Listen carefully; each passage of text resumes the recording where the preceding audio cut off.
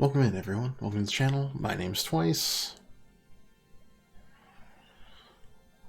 This goob's name is Colony-oscopy, or something like that. I don't really know. It's close enough. Welcome back to the channel. Welcome back to I Was a Teenage Exocolonist. I'm 12 years old, and 3 people have died. There are 8 more years of this. I don't know how many more characters they can kill off, but I'm gonna guess quite a few.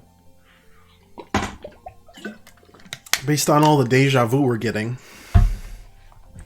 kind of assuming things are gonna go really poorly for us for the majority of this playthrough, and then we're gonna come back with new deja vu, canonical deja vu, and try to fix things and stop things from happening, and even worse things will happen. Just a guess. But for now, hey, we're a happy colonist who's lost their professor and a friend, and that friend's dad. Also, 2 of the deaths have been mighty suspicious. You never know when someone important is going to talk to you. No, I don't mean important like the council. Yuck. I mean whoever's going to end up being my first kiss. I don't remember that time they saw me when we were kids and I wasn't absolutely at my best. Wow. Okay. We're going to talk about how my professor died because it seems really suspicious. Well, at least they're still happy. Nothing new there, nothing new here. Do you want to hear a fun nature fact? Oh, heck yeah, you do. You recently overheard the children learning how to count by studying hop-eyes. 1 foot, 2 tail forks, 3 stomachs, and 4 eyes. Wow. If you find them together, that's lucky. How'd they find out the hop-eyes have 3 stomachs? I don't want to know. Don't think about it too hard. Hold the steer head down, my darling. He hears you enter the garden looking for Cal. He'll help with the swelling. Cal is sitting with his mother, Auntie Tyra, who kneels beside him holding an ice pack to his head. Cal's eyes are a bit puffy. He rubs them and sniffs as you approach. Hello, Colony-oscopy. Don't worry. Recalcitrants. Oh, these names. Just took a tumble off of something he shouldn't have been climbing. Well, it wasn't that bad. Yeah, that sounds like something he would do. I climbed before and it was fine. It was slippery from the irrigation misters, that's all. Mom always knows how to make it better, even if I'm old enough to take care of myself. My brave boy, Tira says, stroking his hair. Thanks for humoring me. She looks over to you. Don't let him show off for you, Colony-oscopy. Ground-based feats of bravery only for the rest of the day. Cal whines and wrinkles his nose. Tyra laughs and grabs him in a big motherly hug, rocking him back and forth. Despite his protests, Cal's eyes close in happiness. He really loves his mom. Oh, God.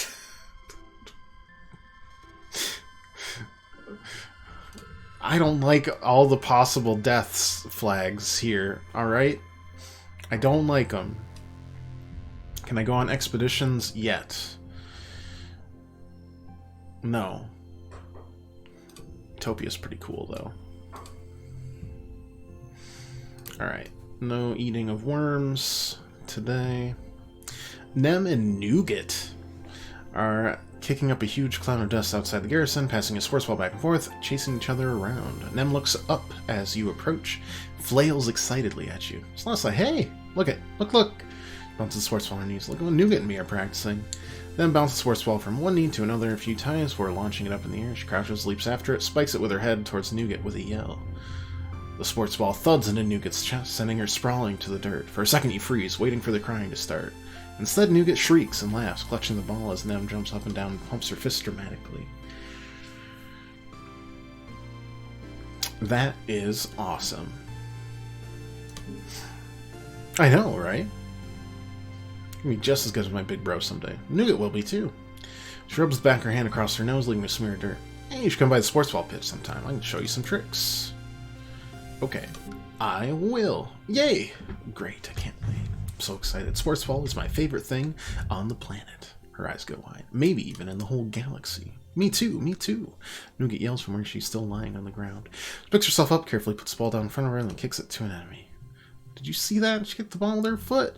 Nougat's a natural. She's already inventing new ways to play sports ball. Future coach Nougat. Come to practice, you gotta play. Nougat puts her hands on her tiny hips.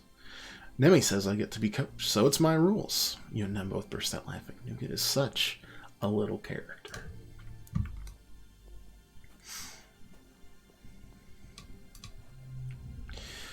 I don't do playing, Tan says, watching an enemy and some of the smaller children tear through the colony chasing after a sports ball. Why would I put effort into chasing around a dumb ball, getting sweaty and tired for fun? Ugh, I'd rather spend my time doing something important. We could study together. You and Tangent sync your holopalms, play a game together where you race to assemble chemical compounds using a simple programming language. Tangent is a whiz at it and breezes through the levels, barely breaking a sweat. Tell she's hiding a smile when she looks over your shoulder to help you with a particularly tricky algorithm.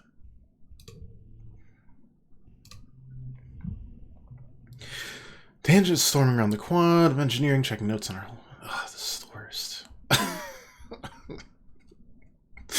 Sometimes these choices are both entertaining, and sometimes one's just a little better. Can't possibly. She seems too upset to even explain it, her voice cracking. Professor Hal. Hal, he was helping me with his physics chapter, and now he's... She throws her hands in the air, virtual holopalm screens flying everywhere. Can't understand this without him. It's impossible. Why do you have to die? I don't know if Tangent would like a hug. I don't... Like, this seems like a terrible thing to say, but it might be what she likes the most. Let's just give her a hug.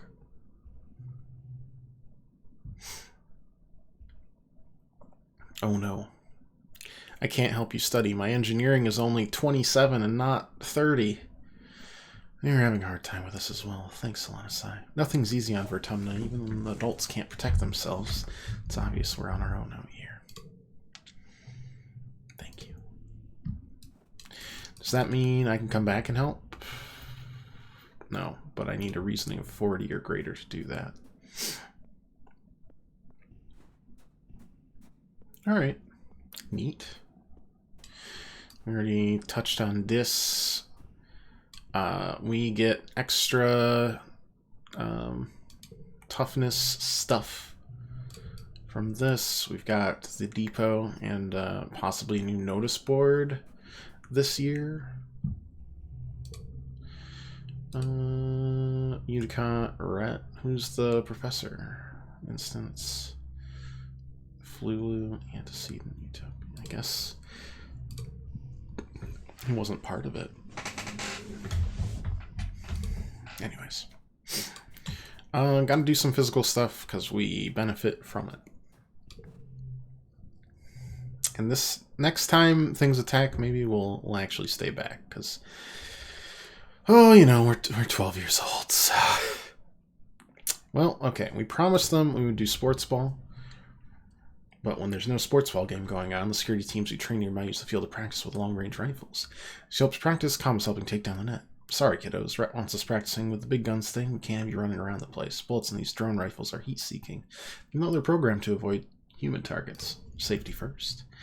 It's supposed to be our day to have the sports ball field, Cal complained. These soldiers don't even want to play sports ball. You just want to shoot your dumb, noisy guns. Hello. They have more than just huge guns. Cool stun glows that are like magic lightning arcing out of your fingertips. It's super galactic. Let's see. Unchangeable. It's a 4. What does a purple gem do? I want to pick this for purple reasons. What does this mean? Gems matter for other cards. Alright. Help them tear down the net, move the goal rings to the side, show there's no hard feelings. Rat lets you stay and watch the soldiers firing those huge drone rifles. Maybe you can join the defense squad too when you're a little bit older. Maybe, but I think we're going to range more towards exploration.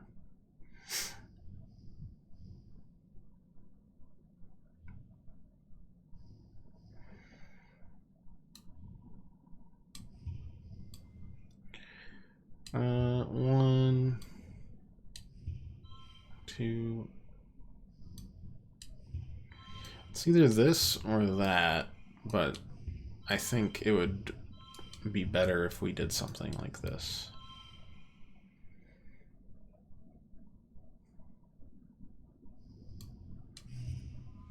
Like that. There we go.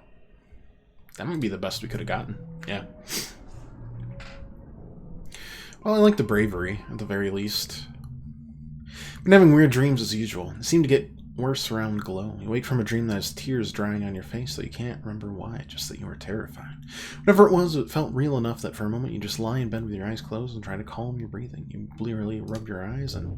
Surprise! Oh, right, it's my birthday. Happy birthday, little tomato head. 12 years old. Wow. Can you believe it? Dad leaps onto your bed and gives you a big cuddle. No, your mom answers for you, laughing as she hands you your presents. It was just yesterday Antecedent was showing me how to change your diaper. Because it's your birthday, your parents have brought in food from the canteen so you can all eat together on your bed. You stuff your face with savory tofu chunks. You open your presents. Which one is your favorite? Let's see. A 0 bouquet of exotic flowers. A toy xenofauna from Strength. Or a photo phoner from my best friend.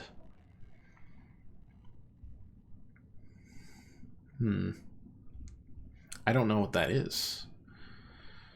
I kind of want to know what it is, though.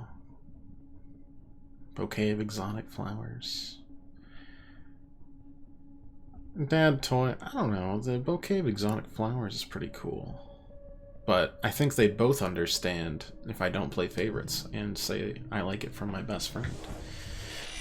Instrument is part flute and part paintbrush and uses a neural link to paint holograms in the air as you play. Wow, that is cool.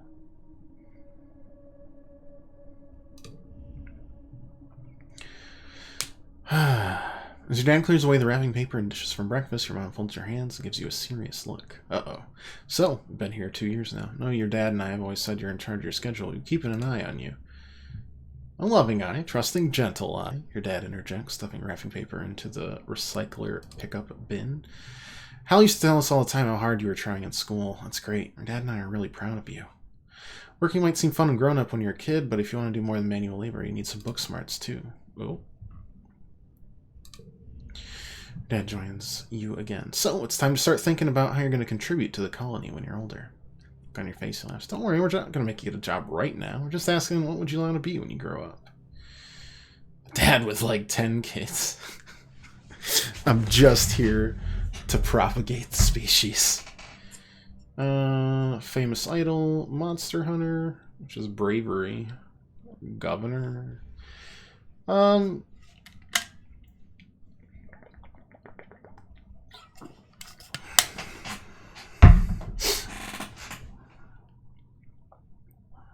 I would say my teacher dying and my general stat makeup of brain juice says I would like to be a teacher. Though Monster Hunter is into... I don't want to hunt monsters. I'd love to survey and, like, reach out. We'll start with a teacher. Sure, he would have loved to hear that. Your mom smiles sadly. Colony will need someone as passionate about teaching as he was. Well, I'm sure your friends all want to wish you a happy birthday. She stops and snaps her fingers. Oh, you might not have considered a career as a depot clerk, but Al and Bernie mentioned their daughter Mars is working there, and she needs some help. Now that people can freely order luxuries, it's pretty busy there. Sure beats shoveling dirt. If you don't take that job, you tell Mars I'll be right there. Your dad laughs. Your mom rolls her eyes and smiles.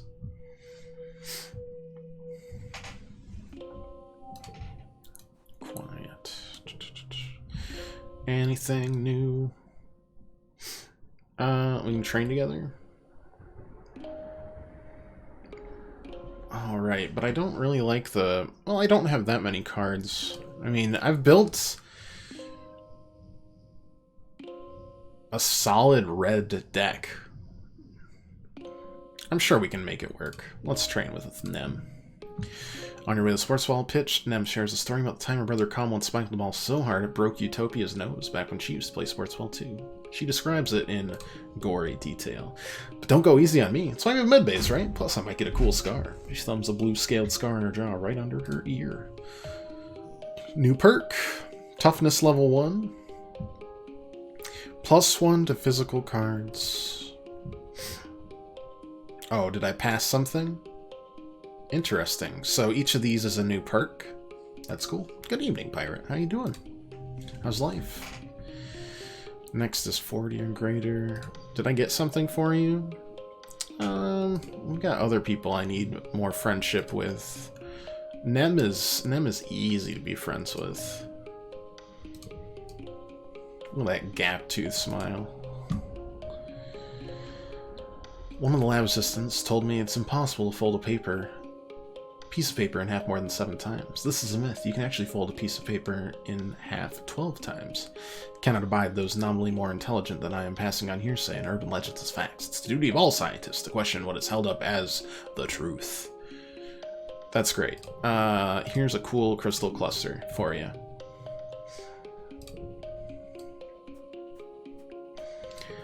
Who dis? Alright. You are still being a loner. I can't stop you.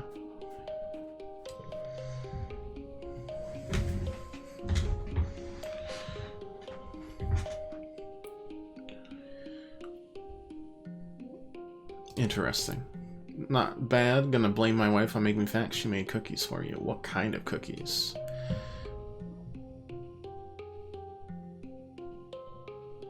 Oh, hey, Colony-oscopy. I'm sorry, I can't talk now. I'm on my way to work in command. You know, it's the most important job in the whole colony. Plus, I get first pick of all the best stuff. Rebellion less than 20. What am I at? 35? Cool. Am I in the negative friendship? No, we're just at a solid 0. That's it. Not impressed? What does it take? She stomps away, presumably to write an angry post on the colony social media about people who just don't understand how hard she works. Roll her eyes.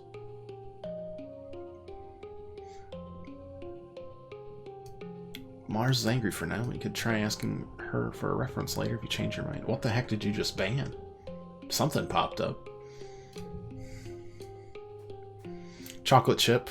That's a classic. Delicious. Bot. Classic. Was it a big fellow, or was it just not even an exciting one? Still have stuff to do here.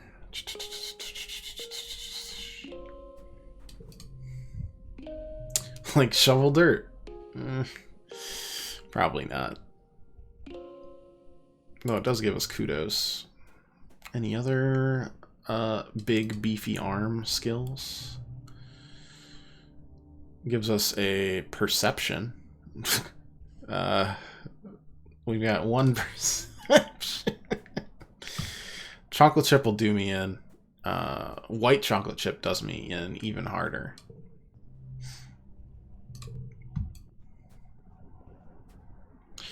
It's bad.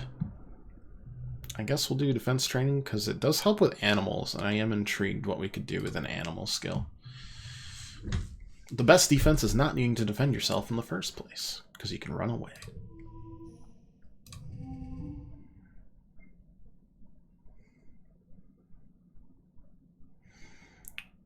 This becomes a value of 2, huh?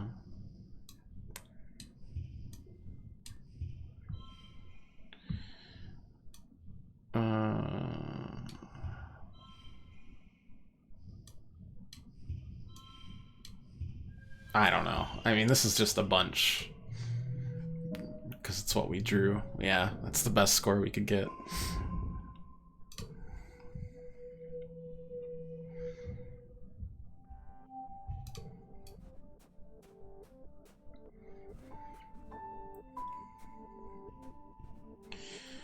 Anything here? No. Alright, let's shovel dirt with my parents. He's trying to use his hoverboard as a wheelbarrow, carefully pushing compost off it into the pile.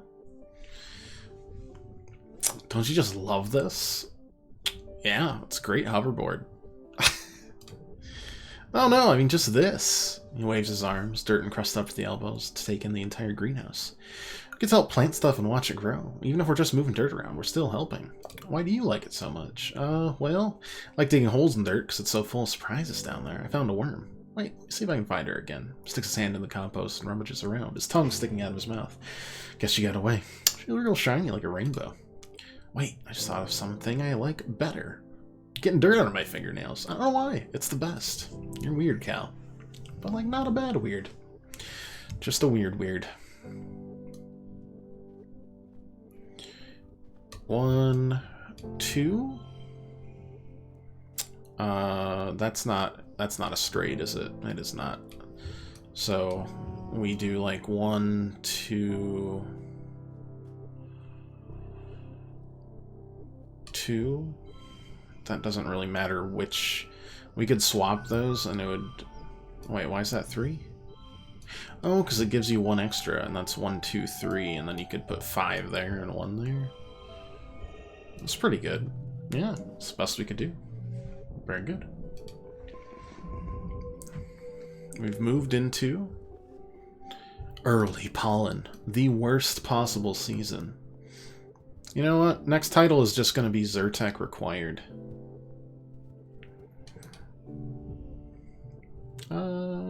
Need animals 20 or greater. No.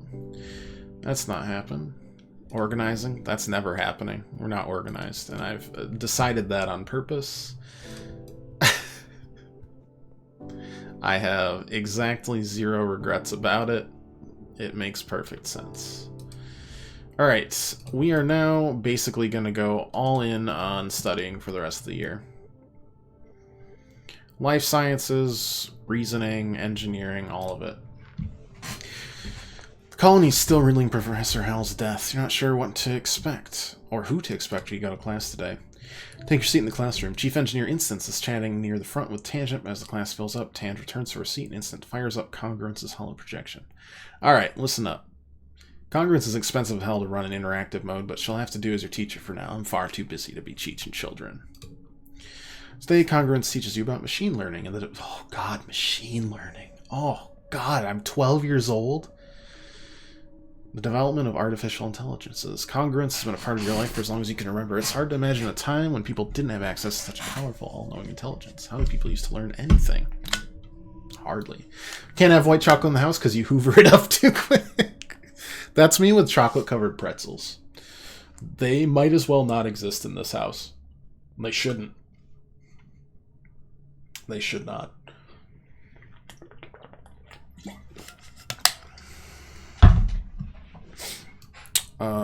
I mean, we do like a 1, 2, 3, 4 kind of situation. And I think we move all of this over so we get the full straight, and then we put 1 there, yeah, for an extra blue. Best we could do. Lots of engineering, lots of stress, lots of kudos.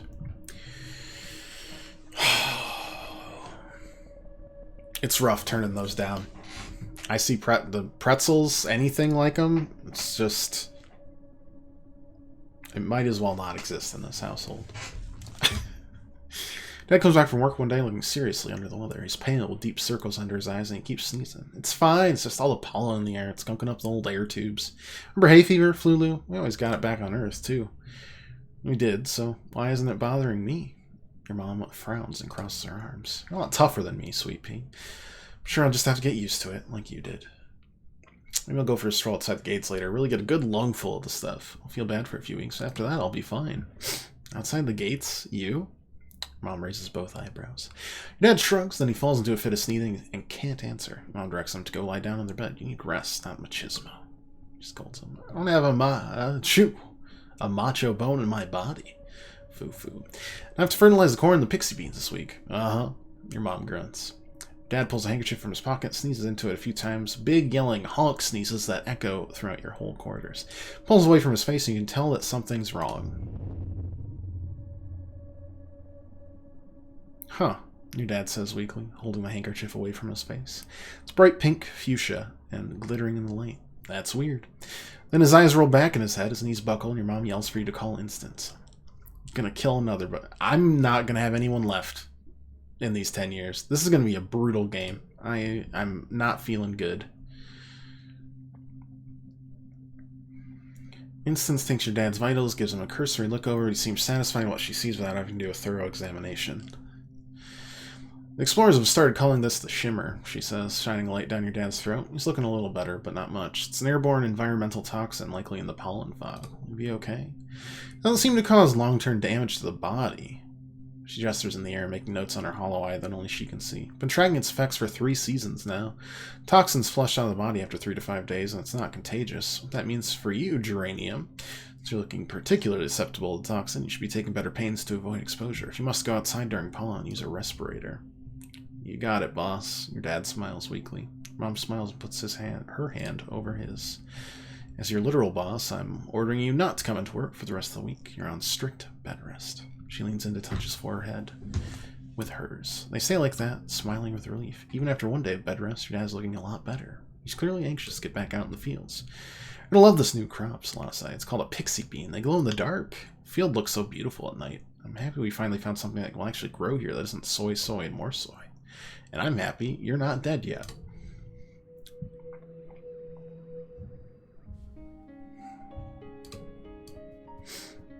Is he inside now, or does he have a cool respirator on? The yet is doing, admittedly, a lot of work in that sentence. I agree.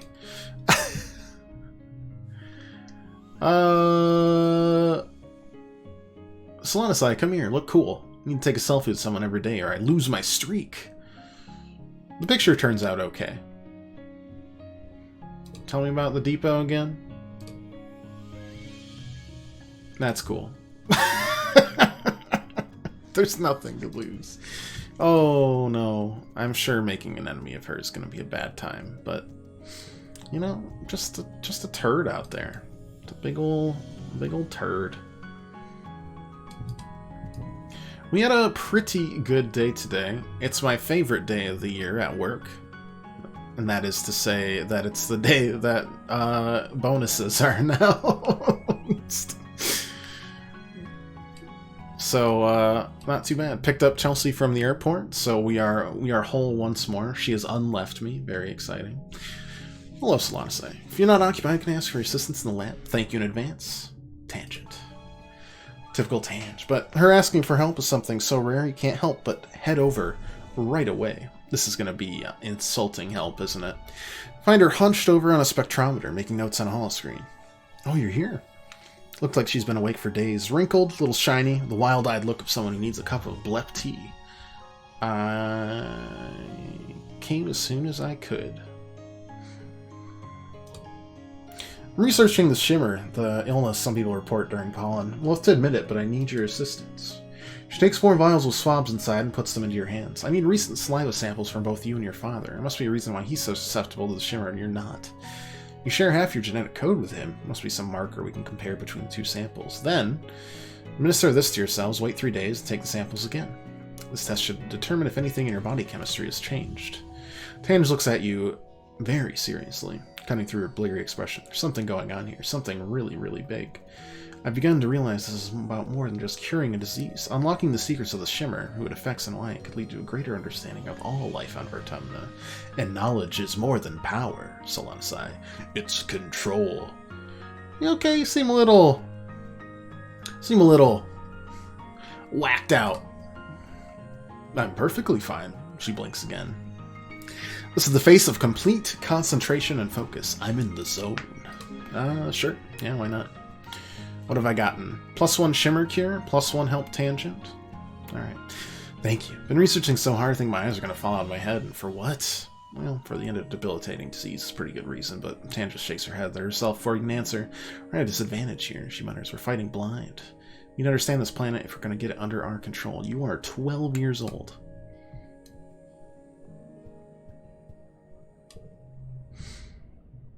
Four. Nem giggles as she jogs up to you.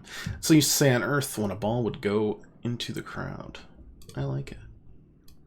You have the same day for that, then? Yeah, that sounds about right. Probably just like like a quarterly thing, like finishing out the financials before the quarter's over kind of deal. It's my favorite because my boss is just like, here's this. Do you have any questions? And I look it over for a couple minutes and I'm just like, yeah, I don't really know what to say here. Are we supposed to be like, thank you for the opportunity of working at the company. It was more than enough for me, but regrettably I will take this bonus and use it to better myself forthwith. Or are we just like, I like money? Thankfully, my boss is more on the I like money side, because he's like, yeah, I mean, if we didn't get paid, we wouldn't be here, so that's fine. He's a good sport. Also, he's already helping me out, so it's nice. Life sciences, huh? We almost have both engineering and reasoning. Give it back to the company, because they make your life so amazing. Ain't that the truth? Whew. Let's go back to life sciences, shall we?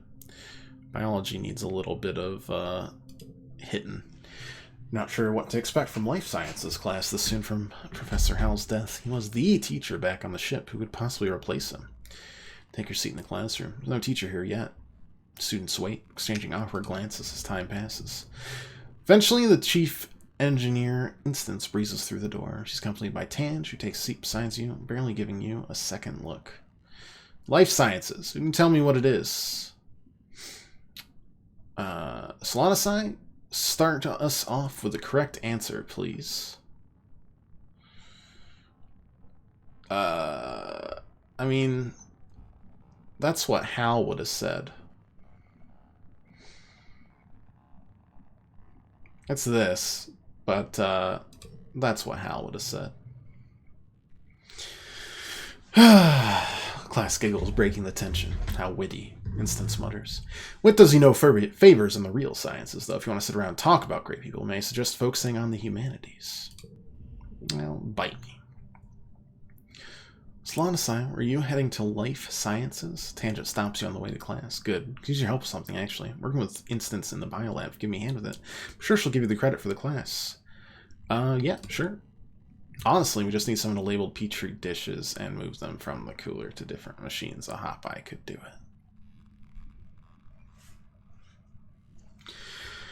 Tricked again. Instance is staring unfocused at her hollow eye as she processes the results of the scans. Tange goes and stands beside her, pulling up a scan on her own holopalm. They confer quietly while you wait. Studying the shimmer, the mysterious illness some colonists get there. Yep, shimmer. Solonasai. We've been studying samples from some of the colonists, including your dad. Some of the stuff in his lungs. It's some kind of Last of Us. Some kind of fungus. It's a form of reproduction. It's like a fungus trying to turn us into more fungus like it. It's really neat. That's ultra creepifying, actually. That too. We must safer if surveyors just set fire to it all and trying to study it. Who knows what else is out there trying to kill us? You spend the rest of the week helping them study the illness. Mostly this involves following instructions and doing as Tange loves to repeat. Jobs a hop I could do. Nothing beats hands-on experience, though. This would be easier if we had an actual sample of the fungus. Instance remarks. We're working with some biological samples. Fancy word for snot. But according to them, fungus is all mixed in with human cells. Where could I find a sample? The Valley of Vertigo. Alright. I'm definitely gonna sneak out. One slot card becomes 2. Though, making it... Would it be better to do, like, a 2-2-2? Because that... I think that's probably best. I don't know if that's our best option at all. No, it is. Cool. So yeah, it's great. I earned money this year. Clap, clap, clap. So it was a good day overall. Because I like money.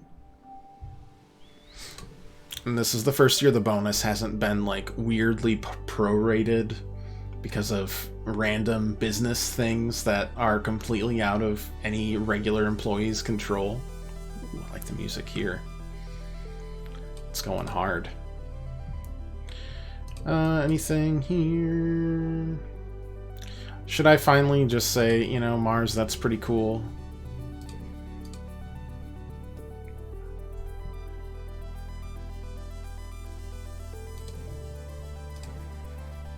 Alright, that's really cool.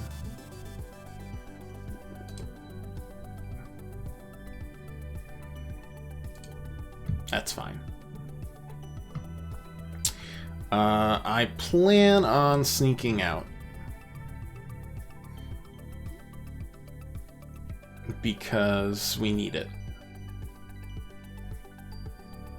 And we're gonna go to the Valley of Vertigo and maybe not die. Maybe. Oh. Events in this area can be done in any order. They won't cause time to pass, but will increase your stress. Return home via the Expedition's Depot flag or the home button on the top left of the screen. Watch for collectible items you can bring back as gifts. Events respawn at the beginning of each year. New collectibles have a chance to appear every season. So, do I, like, walk into that? Nearby pond is dammed up. Watch the path. The path continues on the other side. Oh, that's actually pretty cool. I like this. What have I done? Keep exploring. Just don't tell Chelsea you can invest in more retro video games. Dang. You're right. And yet, I may have already told her. What a failure. I think the Valley of Vertigo is this way? Also, I didn't realize I don't have that much stress to deal with. Anyways, let's get brave. We're exploring. That's debatable.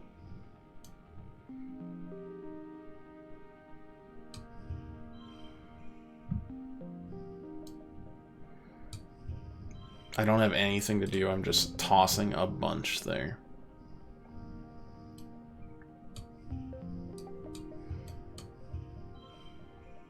No, we gotta save that.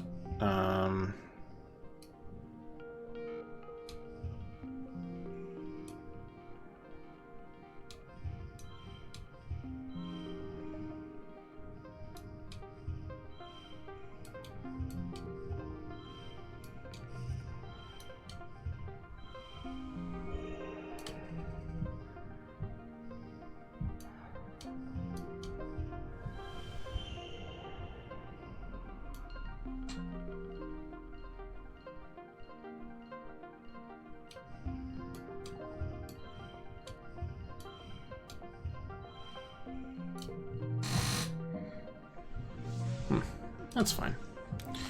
I have bravely fallen in and gotten wet. I'm soaked but victorious. I'm too worn out. That was 5 stress. Oh boy. I've got to cure the shimmer. Because I'm really afraid that if I don't, my dad's gonna die. Or turn into a mushroom. I don't want either of those actual things to happen. Anything new in the dust? Nope, but Nem hates school learning. And I need some time off. Okay. Nothing new. He'll become the plants he loves. The irony is not lost on me, but I want my dad to hang out with me until I die. He can die then. He gets all the trauma of the death. I get nothing. That's a win.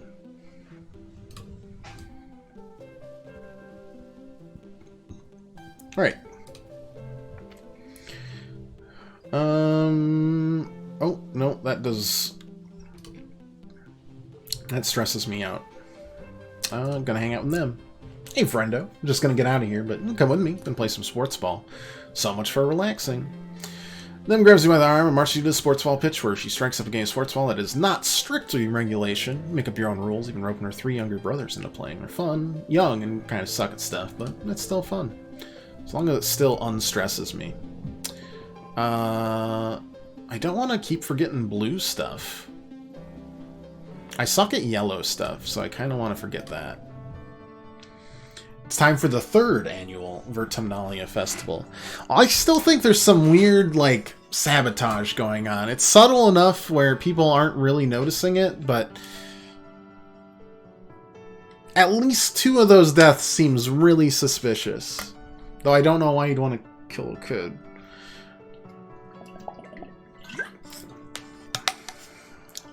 Time for the 3rd annual Vertumnalia Festival. Gather with family, everyone takes a seat as the governor approaches the stage. What a pleasure to address you today as your governor, she says, looking as pleased as she ever does. Wow, so pleased. In under 3 years we built a colony of which we can be proud. Truly. While we've suffered hardships and losses, we've remained standing. As always, looking towards the future, we are building together. Let us use this midsummer festival as a time to reflect on our many blessings. Unicott continues. Fresh water, good food, healthy children, and a strong community. His name was Halitosis? Oh, Hal was short for Halitosis. His name was Bad Breath. I love him so much more now. These names. They're just as good as Chicory's names, which were just all food, like goulash. We guided our children and kept our engines running for many years. So many years. Chief Engineer Instance will be filling in with help from our ship's AI congruence until someone can take up the mantle that rested so easily on Hal's broad shoulders. We also recognize the passing of our dear friend, Chief Surveyor Melatonin. Known for his gentle nature and curious spirit, Tonin joins his daughter, Aspartame. Aspartame standing for Tammy, and his partner Lavandula in the world of our memories. His wife died too? Jeez Louise. In his place, we welcome our youngest council member ever, Utopia, literally the only other council member representing expeditions. Unicott invites the rest of the council to stand and be recognized among the crowd, including your mom, who huffs in annoyance. When the applause dies down, the council sits, Utopia remains standing. Actually, Auntie Unicott, y'all mind if I just make a quick announcement? Just wanted to say thanks to y'all. You're trusting me with this job, she says, her clear voice ringing out through the crowd. Cheer rises from expeditions, who motions for them to quiet down. Uncle Tonin's left some big shoes to fill, and, well, I'm gonna give it my best. We're fixing to get to the bottom of what we're calling the shimmer, the sniffles folks been getting around during pollen. Till we do, please keep on wearing your mask when the pollen is thick, and let the doc know if you're under the weather. Bends down to hug the governor. Thank you, Utopia, Unicott says warmly, and thank you to the rest of the council for their service. Live music starts playing, Unicott smiles. Now it's time for games and feasting. What will we do this year? Don't even watch. Disgusting. I really want to get these perks pushed. We've got 3 that are about to pop there. I think we're doing pretty good with Cal and Nem, friend-wise. Tangent's a tricky subject. Trigonometry always has been, but to the science fair we go. Oh no, we've become even more loyal. Tangent's project involves how surveyors' gliders work, something to do with the materials they're made from reacting with the magnetic field of the planet, combined with the solar energy collected from the wings. You tune her out, only zoning back when Tange stumbles through one of the judge's technical questions. You catch her look of pained frustration as she realizes she doesn't know the answer. The judges turn to you next. Let's present our project that I've definitely been working on all the time. All the time. Yeah, that's pretty good. One second. I just want to see what happens there. It's -1. That's kind of interesting.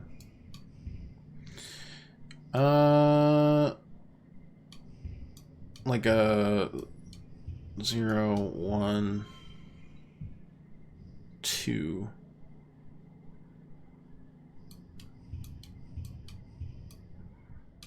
Zero. Okay.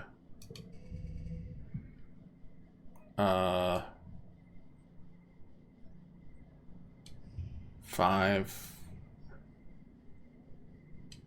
5.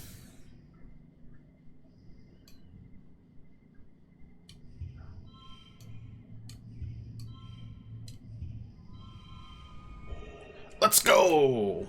That's probably not the right one, but I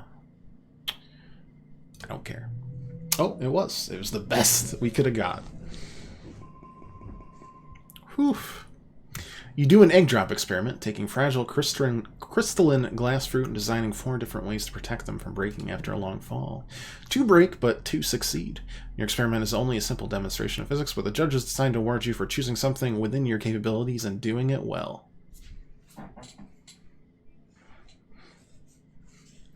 They're like, you are obviously not as smart. However, you did do it really well, so here you go. God. If I heckin'... Oh, we get stress relief after that? Honestly, probably should scale our stress based on, like, when the festival happens. But this is for next run, which I'm assuming and have heard that runs kind of not carry over, but your knowledge does, obviously. It's canonical, it's cool. Your dad sets up a slip and slide through the colony square. Everyone takes turns sliding on their stomachs and spraying water at each other. It's a lot of fun.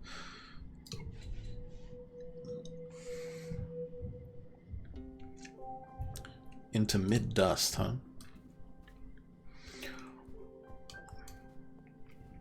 Ooh, I see something there. A yellow flower, huh? Tangent, still working on, I assume, stuff. Deep in conversation with one of the other scientists, he seems to be consoling her, though Tangent's face betrays no emotion as he claps her on the shoulder and reassures her that she's doing really well for someone so young, and everyone compromised some of their samples when they were first learning. He leaves and Tangent sighs as she goes to put her head in her hands, stopping short when she realizes she's still wearing gloves. She peels them off and digs her fingers into her eyes. What's up, Tange? Just great. That's not a real answer. Compromised an experiment I was working on because the vent was still open when I was spraying the workstation down with sanitizer. So gross here. Probably did that fungus a favor. She sniffs. Tangent takes a bottle of sanitizer from under her workbench, cleaves while she speaks. Her pollen spores everywhere, and he comes over here and tells me, "It'll be okay, Tan." It's like it's his job to console and patronize me. It is okay to make mistakes. But I also hate being patronized. But it is okay to make mistakes.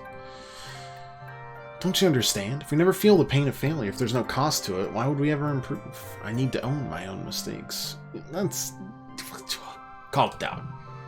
What I don't need is someone to pat me on the head and tell me it's okay, and the adults will make it all better. I messed up. Just let me fix it. Don't make a big deal about it. Like I'm a child with a boo-boo. Well, fine. Nem's cooler anyways.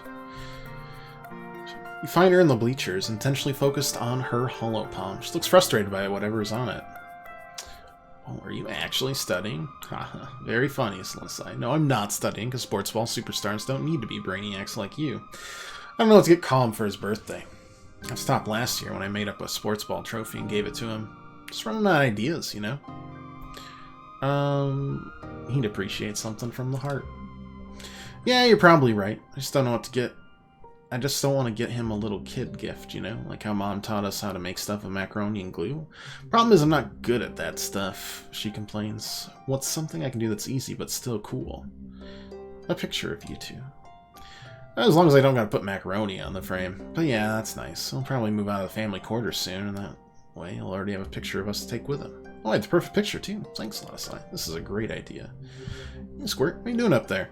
Look at the pitch where Calm is standing with a sports ball under his arm and an easy smile. Is this knucklehead bothering you? Okay, Calm. She's my friend. We're just talking. Calm drops the sports ball to the ground and rolls it under his heel. Getting the team together to run some drills. You can come too. Yeah, I could use practice. Sure, why not? Nem cheers and scampers down the bleachers, launching herself into a full-body hug with Calm.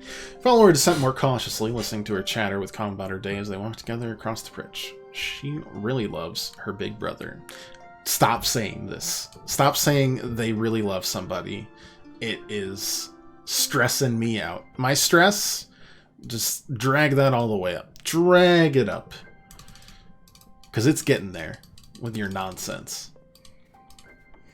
What am I, kudos doubled. That's cool. Hope I'll get a lot of kudos for sneaking out. Events reset every year, which is fine.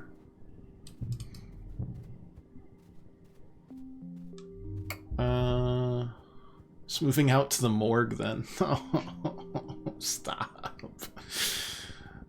Not funny. Oh, what's that? Oh, it looks so cute. 1 second. Oh, I gotta get there.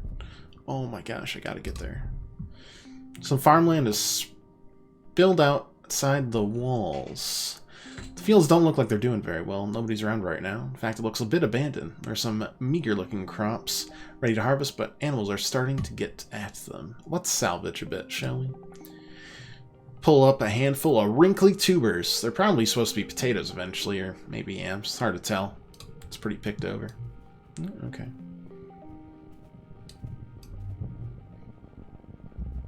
What's this?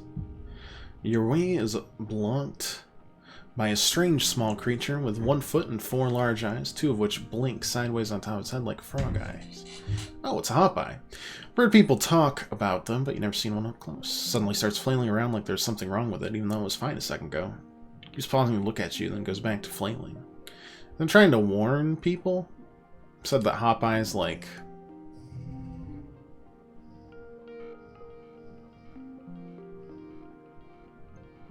slam their feet to figure it out.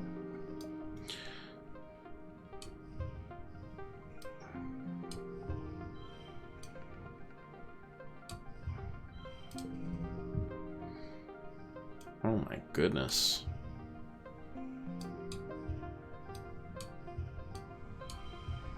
Look at that. Absolutely unreal stuff.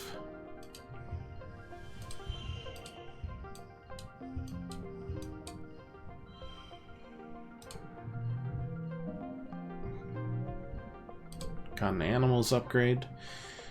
Stop trying to get past and just listen. Oh, it's probably warning you away from its nest. You carefully avoid the nest while speaking in soothing tones. The agitated little guardian titters warnings at you, but eventually lets you get by. That's good. This is really stressing me out. Oh, hey, Dis, how you doing? Spot Dis sitting in a clearing, but not before he sees you first. Instead of sneaking away, he stays still as you approach, like it's totally natural to be sitting in the middle of the jungle so far away from the colony walls. Now you think about it, you're a little glad to see him. You are so far away you can't see the walls anymore. It's really weird out here. It's getting late. Hi, Solanasai. Dis stares unblinking at you as you approach. Hi, Dis. Seems to be in a good mood, something you see very rarely. See Utopia out there? She has like X-ray vision eyes or something. She'll catch you for sure if you get too close. She caught me once and I got in big trouble. I already saw you something cool, and sneaking out will be our secret, okay? Jumps up and walks a little ways into the trees. You follow. Just a few minutes away, the ground drops off and a large stone outcropping juts over a cliff face. Dis walks right to the edge without slowing. It's a long way down. Let's try to be brave.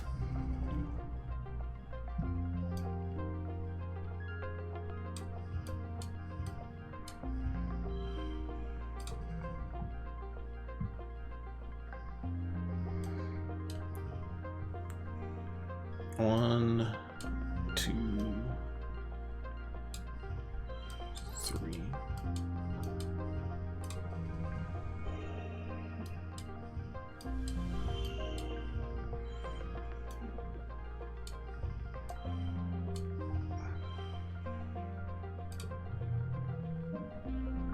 Yeah, not bad. Bravely, ooh, a beautiful vista, eh? Bravely step onto the rock. Wait, did I just get unstressed? Oh, life is good. We can keep exploring. Bravely step out on the rock, walk out to the edge with this. You both sit down, feet dangling over the precipice, and look out at the amazing view. It's incredible. You snap a picture with your hollow palm, but you won't share it on the net. It's your secret. Here's some disses. Alright, let's keep exploring then. What's this?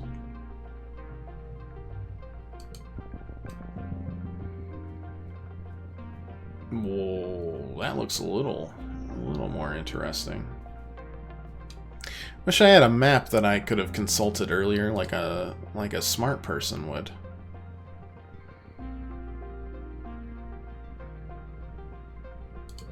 Got a map in here somewhere? Not quite.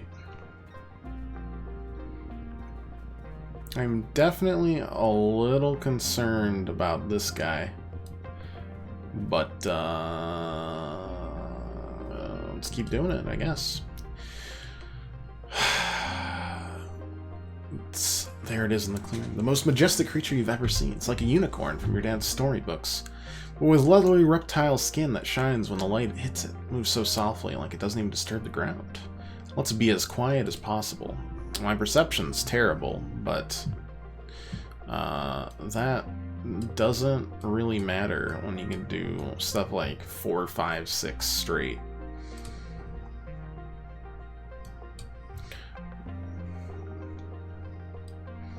Or like 1, 2, 3 kind of deal.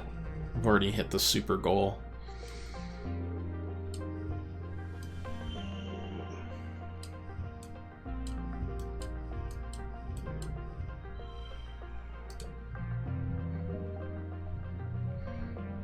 Who's giving me the kudos? The unicorn?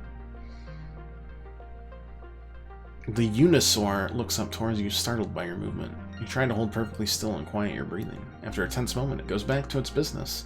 First it sniffs out a good tree, then rubs the scent glands on its neck against it thoroughly. Then it pees on a rock. Everything it does seems magical. Right, another picture on my hollow palm. Then it sharpens its horn against the rock, which is scored with marks having done this before. Must be its favorite sharpening rock. You notice the bulge in its stomach. Must have had a huge meal recently. Wow, we're getting so unstressed. Life is good. Vertumna is a magical place. However, if you guys could show me where the Valley of Things are. Anyways, what'd we stumble into? Oh, it's hot. It's a stretch with no trees, just the merciless heat of the sun scorching the ground. Sure. I'm gonna get caught and die at some point. It'll be like easy, easy, easy, impossible. You're dead. Dummy.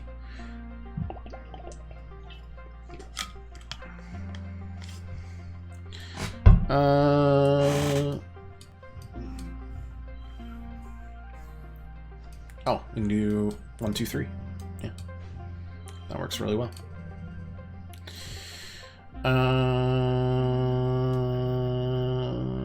+1 if that has the highest value, sure. Although that means I can't do what I really wanted to do. Why don't I just toss 4 of these 1s on there?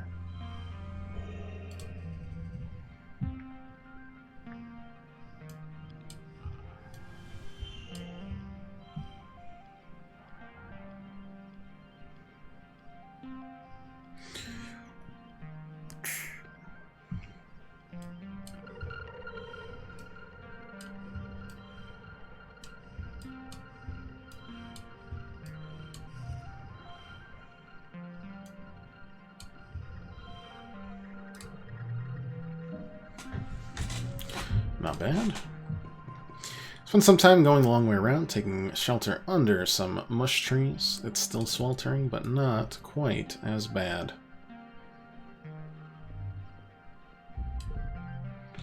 Come across another cluster of mush trees. They're not fully grown, but they're still pretty big. Might be good to harvest them before they get all gross and mushy during the rainy season. If you're older, you could probably cut them down and get some kudos for them. Let's give them a friendly pat. Pat, pat. You like the mush trees. Give one pat and surprise when it moves under your hand. It's a camouflaged creature lying against the trunk. Small, looks like an octopus, a little bit, or a starfish, lots of long legs wrapped around the tree, like it's giving it a hug. Alright.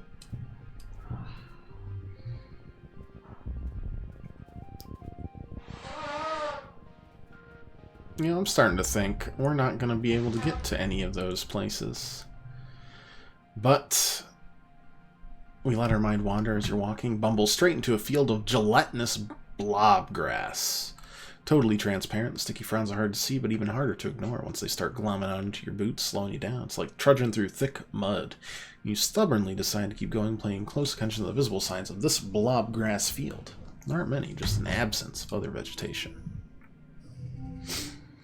Okay.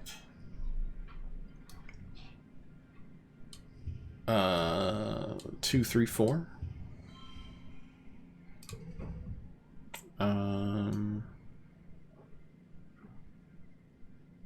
Nothing super good here. We got like a 7 and a 3.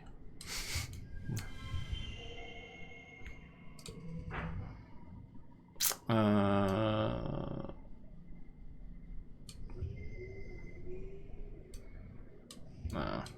just like a 2, 2, 5, 5, 1.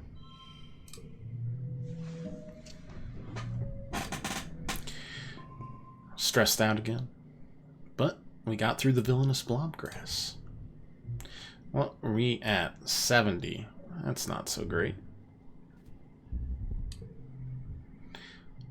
We're strolling the path. Suddenly everything goes quiet. The wilderness is never quiet. There's always insect noises and the chirping of reptiles. Even the wind in the trees has gone entirely silent. There's something unnatural about this place.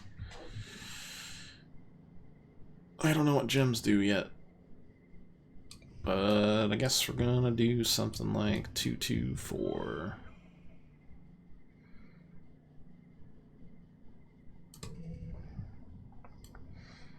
Uh, 1, 1, 5, 5. 5, 3, 2, 1, 0. No, not the right call. Mystery is unsolved. Spooky. We're at 85.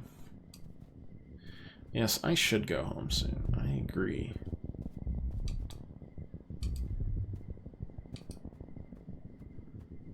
But what if I get unstressed? What an exciting time that might be. A large woolly blue creature. Pop the float cow. That sounds awful. It's floating here, a meter off the ground. It seems to be upside down, what's causing it some distress. Its segmented legs kick uselessly in the air as it tries to right itself. It's a float cow. The colony is working on domesticating these, though you haven't seen one up close before. Her slitted eyes look at you imploringly. She makes a helpless, lowing noise and tries to flip over, but she can't. Let's figure out what's wrong with her.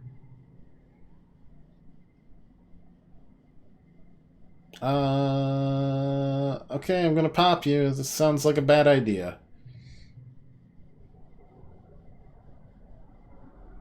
We're gonna hope that's a hot explosion of milk. Great.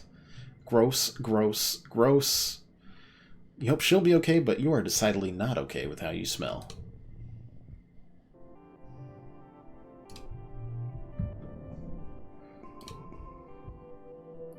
Alright, we did not get anywhere that I wanted to with that.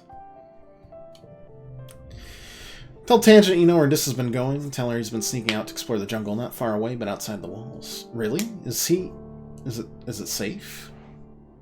I'll keep him safe.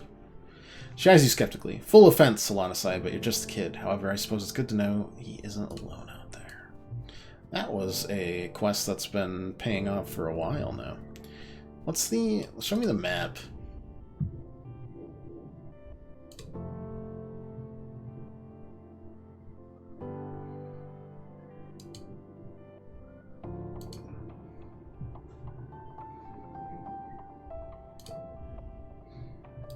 I keep on reading that as the Prozac Plains, and I'm just wondering how depressed it gets there. Alright, relaxing in the lounge. You organize a raid on the kitchen pantry for snacks. They want to be free. You must liberate them. Do I want to forget? I sure do. I never want to giggle again.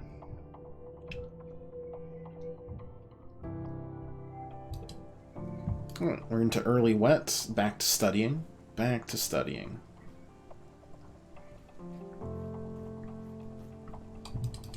Also, here's a ripe blue bobber fruit. Alright, here, have a fruit. We learned that Cal likes blue bobber fruits. Okay, we've discovered one thing. Should I really dare him to eat this worm? Okay, we're gonna dare him to eat this worm. Oh yeah? Well, I double dare you to eat this worm. Can't turn down a double dare. You're no meek little hop-eye. Slimy, unsatisfying. Very, very gross. This eats his like a noodle, slurping it up and wrinkling his nose that wriggles in his mouth. Yuck! Should have known better than dare a person who fears nothing. This sitting in the grass near the big gates that lead out to the jungle, just staring out into nothingness, picking absent-mindedly at the weeds. Pretends not to notice you. Let's just sit down with him. You both just hang out saying and doing nothing. I gotta go. This is a good spot. I'll probably come back here tomorrow. Maybe this ain't so bad. Alright. Do you like a cool Xeno egg? Nope.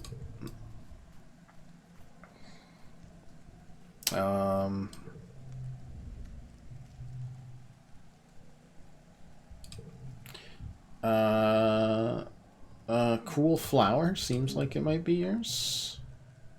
Likes yellow flowers. Wow, okay. Well, that's another one we've got knocked out.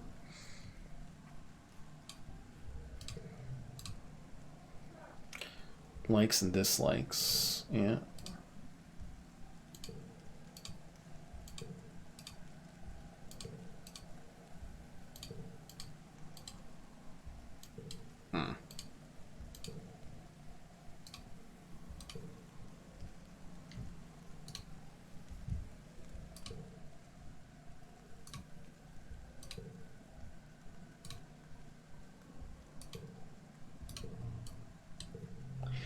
Dun, dun, dun. I have something for you. Maybe you'd like a Xeno egg. No. Didn't dislike the Xeno egg. Could train together again, getting my butt kicked. Sure, why not? You used to be able to go mano-a-mano with them, but she's been training hard. You get your butt kicked all over the sports ball pitch. Leans over you while you're lying on the floor, completely gassed. You okay? Go too hard, right? I'm deceased. You've killed me. You like logs? No. Okay. Yeah, that's fair. Back to studying, I think. Should have known better, Tangent. You hear as you walk past the laboratory. Curious, you listen at the door. Chief Engineer instant sighs. I know you meant well, but your presumption has cost us 3 months of work. You can't simply look at an experiment and change the parameters to your liking. Getting results is not the same as doing good science. Your findings, however scientifically interesting, are useless to us without sound methodological underpinnings. Tan's response is more subdued than you ever heard before. I'm sorry, Chief Engineer, she mumbles. Recognize the error of my ways. Should hope so. I'll expect you in the lab first thing tomorrow morning. I'll personally supervise your work in resetting the experiment. You flatten against the wall as Instance breezes past you. Poke your head inside the laboratory where Tan scowls and wipes her eyes. What do you want? It'll be better the second time around. Alright. You're right. The first experiment was plagued by inefficiencies. That's why I changed it in the first place. In the new experiment, I can eliminate those inefficiencies from the start. Thank you, Celeste. You may have saved me 3 months of work. Losing the data was my fault. I wanted to prove I'm not the little kid in biology class, that I'm ready to work hard and make great discoveries. Instance has always been there for me when I was a kid, and now with my mother gone, she's the only adult in this colony who sees what I could become. She believes I can be better than what I am. It's always been that way. I just really want to impress her. You will.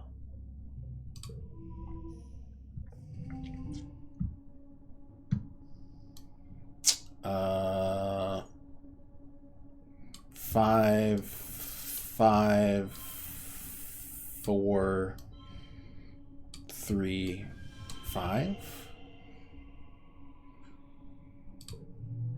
Yeah, cool.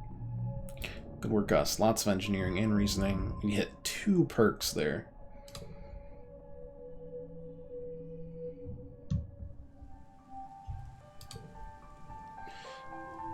New perk. Engineering gives us an extra card draw at the start of the challenge.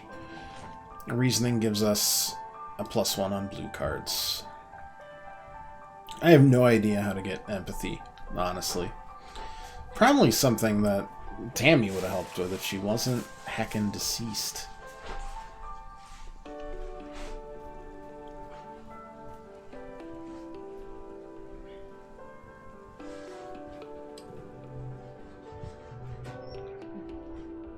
Alright, let's study life sciences, see if we can get biology past this.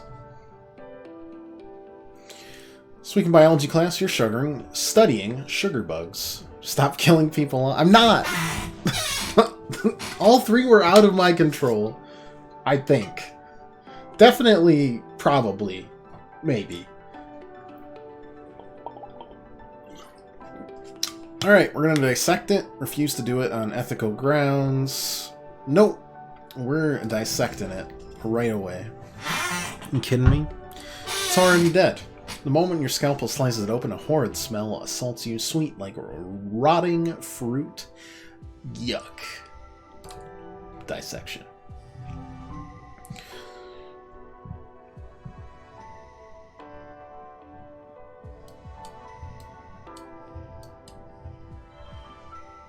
Do something like that.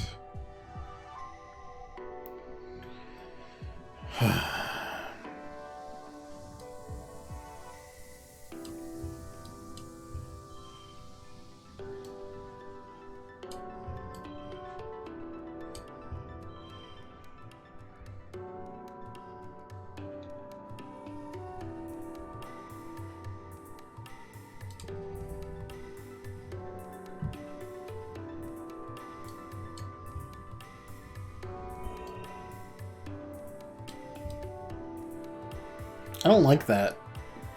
I don't like whatever that is. I don't like that at all.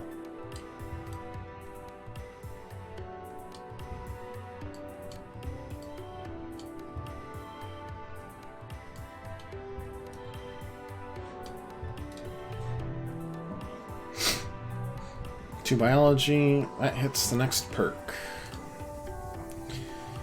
Careful section, your sugar bug with 6 discrete organs. Take photo with your hollow palm, carefully fill in labels for all the parts. It's pretty good. These things are slipperier than I was expecting. Parts of mine are still moving. Time's up. Please place your dissected sugar bugs into these tanks to leave overnight. The next morning, the sugar bugs are alive again. There's more of them. Your teacher explains that their DNA is so malleable that almost any part of a sugar bug can turn into any other part if it needs to. The sugar bugs are smaller, but will eventually grow into full-sized ones. That's weird. I agree.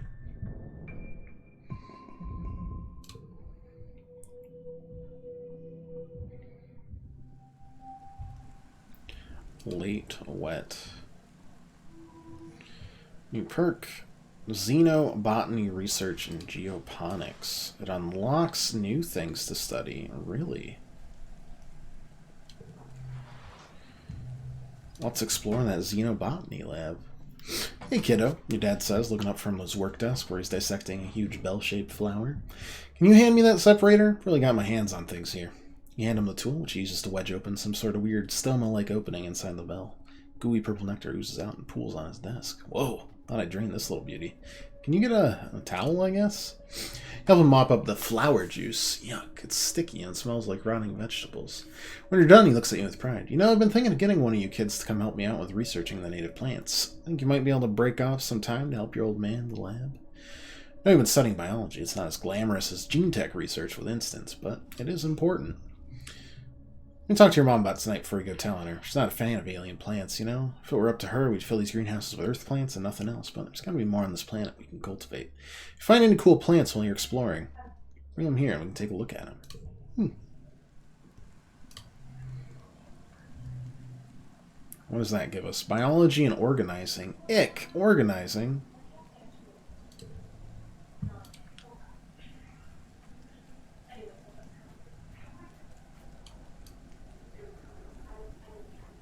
Ick.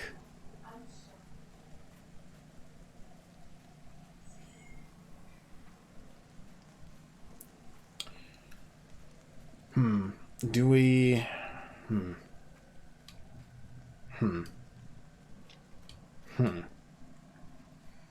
I think I go exploring one more time.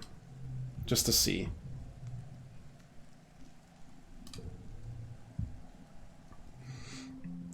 we're gonna have to rest next month anyways, so I don't think it matters too much.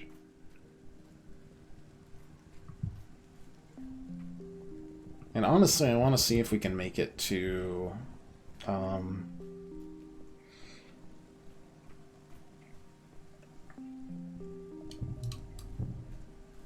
don't know, something. See what there is to see out here. I don't know if I'm allowed to explore all the way to, like, the valley or something, but there's gotta be more to it than that. Oh. Got it. Maybe there isn't. The muck hides interesting bugs and other treasure. Let's look inside the hole. Looks dark. Let's put my hand in there. Ouch. You got bit right through your dig dang glove. Whenever in there. Not happy with you. That's okay. Heading you, the road curves right, steep hill leading off to the left. You bet there's a really great view, but it's going to be a scramble to get up there. Let's hike up it. Leave your pack in some bushes at the base so you'll be lighter on your feet and start the trek. It's tiring and even steeper than it looked from the bottom, but some broad mushroom-capped trees provide shade. The view from the top is spectacular. You can see all the way to the colony walls in one direction, down a little sawmill in the other. And you spot it, the rock. The most perfect boulder you've ever seen, teetering right at the edge of the slope you just climbed up. It's almost as tall as you are, must weigh at least 2,000 kilos. I don't know if I should really push that over. I'm gonna... No. No. No, I resist its temptations. Not today, Rock. Not today.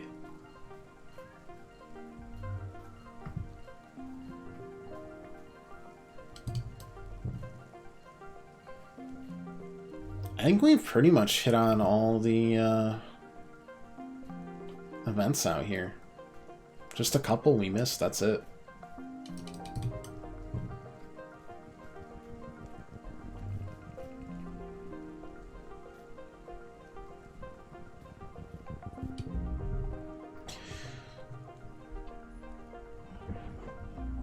On the top of a rise to the east, you spot someone watching you. They're dressed in black.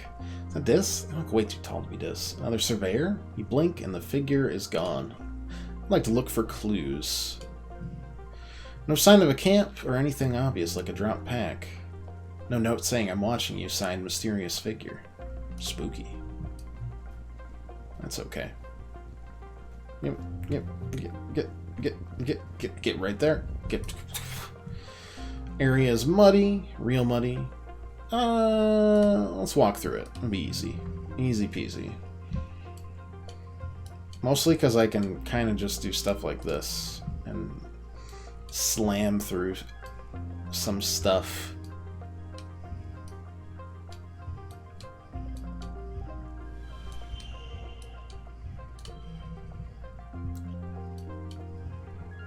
Seven, 6, 5, 4, 3. I could have gotten more. Don't fall in? Cool. But I am tired, so we must now go home. Well, I learned we don't really have a way to get a cure there, which is fine. We're not allowed on expeditions yet. Anything new in the glow? Nope, but Nem says they're about to hit their growth spurt. How do you feel about a weird egg? Likes red Xeno eggs. Alright. Dis, what do you like? Do you like wood? No. Alas. Time to relax for the month, and then bad things are gonna happen. Oh my god. Why is Wyatt lucky that I get to clean your bedroom? I get to hang out with you all day, of course. Of course, yeah. Really? That was easy. Follow me. Dad says that's to be finished by tonight, so we better get started.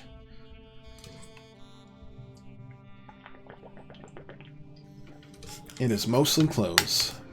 I'll be the supervisor. You should start by taking the dirty clothes down to the laundry room. I'm hardly working. Just gonna look through her stuff. I mean, it's not my bedroom. I'm helping, but not that much. You take turns doing personality quizzes and trying to guess what next season's colony fashions will be. Hello, Princess. Oh my lord. Mars's dad's Uncle Al and Uncle Bernie pop their heads through the door after a few hours. They're everyone's uncles, and as usual, covered in a layer of dust from the sawmills. How's the cleanup going? Oh, I see. You recruited a friend to help, did you? So last night, did Mars clean too, or did you do all the work here? Mars helped. Of course she did. She knows that she gets her allowance for doing her chores, not just for being our perfect little girl.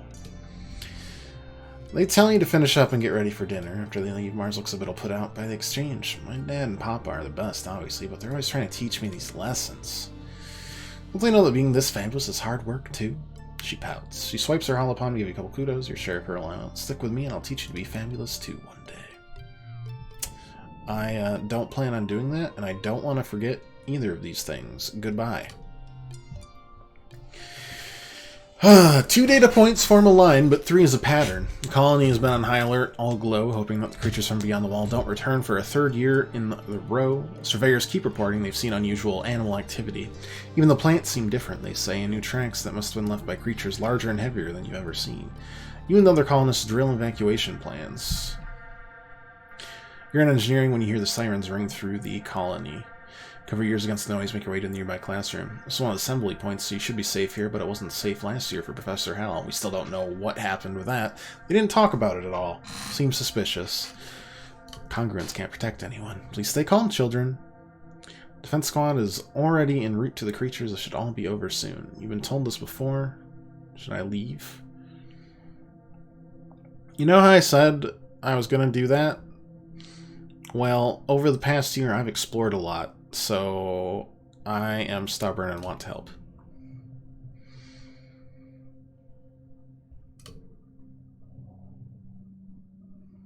I'm always heroic.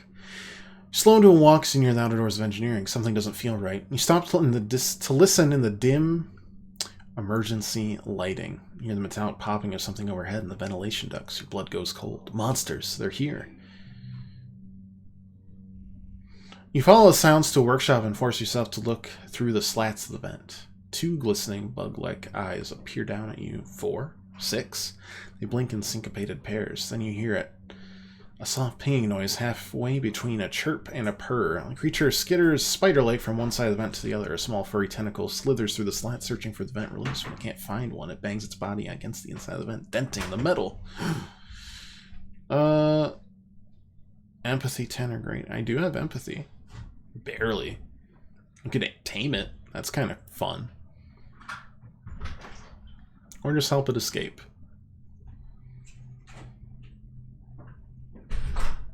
We're going to tame it. I don't know how that's going to work, but we're going to do it.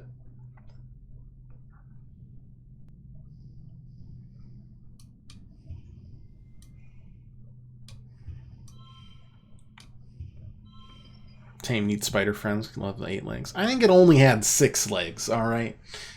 Let's not go around spreading some arachno propaganda. 4, 3, 2, 1.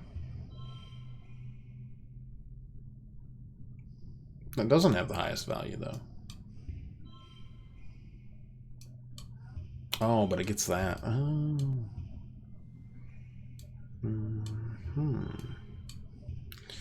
So that doesn't quite work how we want it to.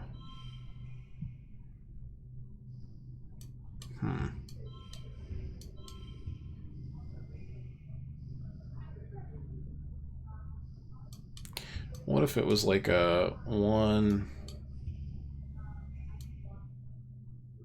No, that doesn't work either. Because we still... Draw a card, +2 to a card.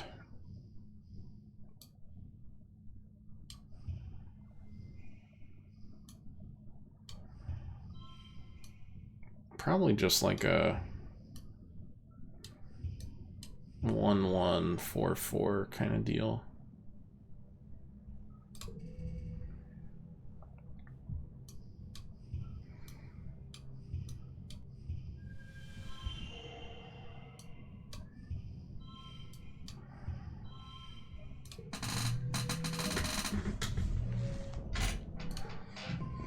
You win it. I mean, that's kind of cute, though. Kind of cute. You win it over by reading its body language and slowly building trust. Seems to want to join you, and you hope you'll be allowed to keep it. I gained a pet, alright? So, pretty cool. You look the species up on your holopalm, learn that Variki, so named for the trills they make, which yours is making now, cuddling against your leg, are neither male nor female, so they do not require a mate to reproduce, so it's a they then. We're definitely naming it Squidly Feeders. They seem to have no problem with this name. This is long before the sirens turn off, ringing 3 short pulses. All clear message flashes on your holopalm. You and the other children fire on engineering. You head back to the corners. Your parents will want to know you're safe. You manage to smuggle your new pet Vriki under your jacket, hide under the bed before they arrive. Dad gives you a big hug, but your mom slumps into a seat at your small table. It's like they were going specifically for geoponics this time, she mutters, but your dad pets your hair and sushes her. I'm sure it was just bad luck, flew the bell, he says, but your mom shakes her head and folds her hands in front of her mouth, staring out the porthole window at the fields. Are we not going to talk about the pet? I'm sure it's fine. Again, I said I was going to do something, and I did the opposite of that, and did a bunch of stuff here. In the reds. Bravery in the yellows. I mean, we still did some good stuff here with reasoning, biology, and that sort of thing, and tangent, and anemone, or friends, and, you know, Mars exists, so voila. Does it follow me around? No, just chill. It does!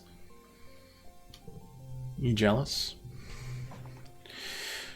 Can't enjoy ourselves a little of the eyeshadow palette. Alright, cool. Whatever. Like I give a patoot. Catch Cal at the gate to the gardens. He's carrying a big bucket of rocks. Nice Lotusai.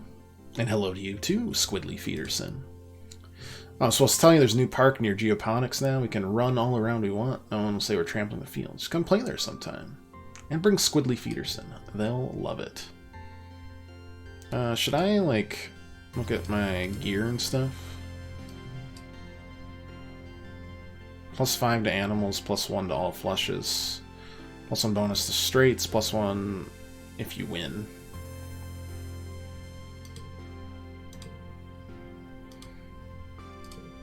Yep, alright. I don't know how to get... God, we've got so much to deal with, these memories. Too many. Can I go on expeditions now? Nope. She grins and makes a turnaround gesture with her fingers. Alright, fine. Nearly got a perk in combat as well. Yeah, that's true. We definitely will. Probably right now. We'll use what we got here from Heroic.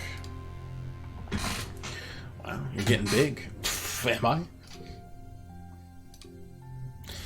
If you say so. Taking breaks is important. Don't forget to take care of yourself. Helping with animals. I mean, where are we at right now? 18 for animals. We could help them with the animals pretty soon. Tame is standing still with her face held up to the sky, letting blue snowflakes land on her cheeks. They melt almost immediately. She doesn't move as you approach. It stings because it's made of acid. Ah, run away from the acid snow. Spot Dis in the shaded gloom of a nearby awning. When he does see you looking, he furtively hides his hands behind his back. As your eyes adjust, you spot the almost luminescent gaze of a hop eye peering out from under a tarp. Wasn't doing anything. I was just worried that the hop eyes were getting used to eating human food. Kneels down, extends his hand, and the hop eye fills all 4 eyes at you with mistrust. Tan just kill me. If she saw me do this, she'd probably be like, oh, we should observe what effect our presence has on the local wildlife, you know?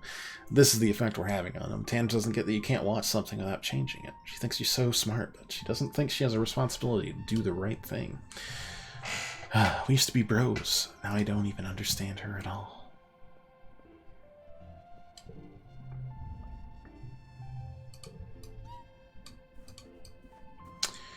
Alright, well, let's do a single combat challenge, which will also help with animals. Karate techniques. Very nice. You kind of wish he was the chief of security instead. Don't say that! Stop! Stop! I'm stunned no one died last year. Organizes your first karate tournament. Well, he doesn't call it a tournament. It's more like an exhibition to show how far everyone has come in their training. There's informal sparring matches and feats of strength, like high kick challenges and breaking boards. Despite Calm's best intentions, Nem is absolutely taking it like a competition. She takes her place next to you at the board-breaking station, gives you a challenging look, tossing her unruly hair over her shoulder. Is it on? Oh, it's on. Nem likes winning, but she loves competing even more. You both smash boards till your hands are red and sore and have a great time egging each other on. Nice. This is locked. Was that always locked? Can't move locked cards. Alright. 5, 6, 2, 2.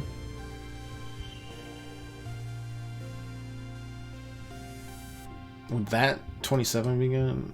No, that's 31. That's just better. 6 combat. Holy mackerel. Alright, well, we got her combat perk for sure. You wake to the sound of your parents arguing in hushed tones, clearly trying not to disturb you. You blink away the sleep from your eyes, and eventually remembering, it's my 13th birthday today. Where's my birthday cuddles? Where are they? Mother, father. I demand them. You're being unreasonable. Solanasai is a teenager now. You have to give him the opportunity to take calculated risks or he'll start acting out. That's just what being a teenager is, your mom says. Going off into the wilderness isn't a calculated risk. It's too dangerous, your dad replies.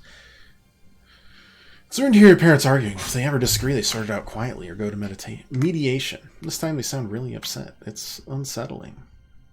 You guys don't need to you can just chill out. Oh, no. I've been silenced. Geranium, you said yourself we need every person out there surveying for edible native plants. You're even going yourself. Why not our son? Your dad flails his hands helplessly. Because, Flula, he's our son. It's our responsibility to keep him safe. You're not keeping anyone safe by coddling him. Your mom almost shouts, and your dad flinches in shock. Solanasai's survival depends on him understanding this planet we're living on, so you're not doing him or the colony any favors by pretending like that's not the case. Angry, completely quiet. I've got bravery. Got bravery to spare. You're brave, but you aren't stupid. You assure them you'll stay out of trouble.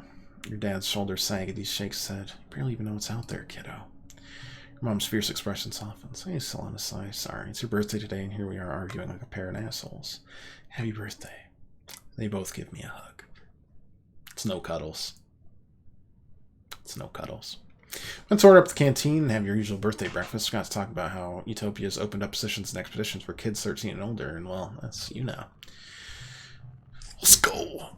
It's just explore nearby. I need to go to the valley to cure the shimmer, or my dad is gonna die. I feel it. Or someone is. We need to cure it. Somehow. Suppose we have to let you spread your wings someday. Just feel better knowing you're safe here inside the colony walls. We decided early on to let you choose your own path in life, so if you want to join expeditions, we're behind you. Just be safe. Hey, I won't be. I am extremely not. New cards on the depot for shop weapons. Or we'll come Mushman. Half man, half guy. Half guy, half guy. Huh? Yeah? Yeah? No? No? Okay.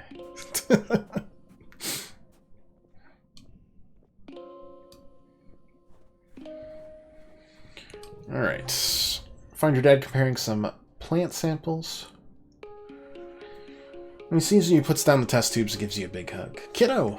He exclaims, then kneels down to look you in the eye. I've been thinking, I want to say sorry. Your mom and I were arguing on your birthday. We disagree sometimes, just like every couple, but it's unfair that you had to see how the sausage gets made. It's okay. Boy, my persuasion's bad. Definitely on purpose. Thanks for saying so. You're a great kid. Mom and I talked it out. We're both really putting everything at the farm right now. It's making us kind of snappy. You don't have to worry about it, okay? If you want to join Utopia's exploration team, just be careful. It's dangerous out there. Yeah, but do you see my cute-ass pet? That doesn't matter. What do we got? Explore nearby, huh? That gives us bravery and... I want to go to the Valley of Vertigo. Ugh.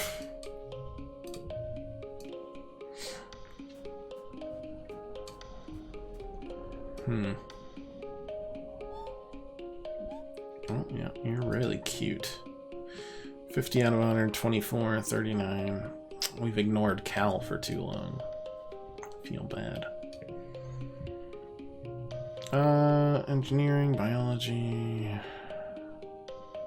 We haven't seen anything about the humanities. Creativity and persuasion. But also, it's not really our style, is it? Let's go back to engineering. You see a notice on the engineering holoweb. Chief Engineer Instance needs someone to help with after-school tutoring. Literally anyone who isn't a complete idiot will do because she's desperate. Please apply. Alright, I'm interested. Yeah, you'll do. Younger, slower kids. Ooh, sorry. The younger, slower kids have trouble keeping up with congruence sometimes. You mostly just have to pat them on the back now and then, stop them from wandering off when they're supposed to be studying. No offense, but anyone with a pulse could do it. Cool. You know where the classrooms are. Just come when you're not doing whatever nonsense teenagers do here. Fun. Why are things getting locked around here? Oh, because the... Okay, got it. Yeah, that makes sense, doesn't it? 2, 2, 2, 2, 2... 2. Seems pretty good. Lots of engineering and reasoning.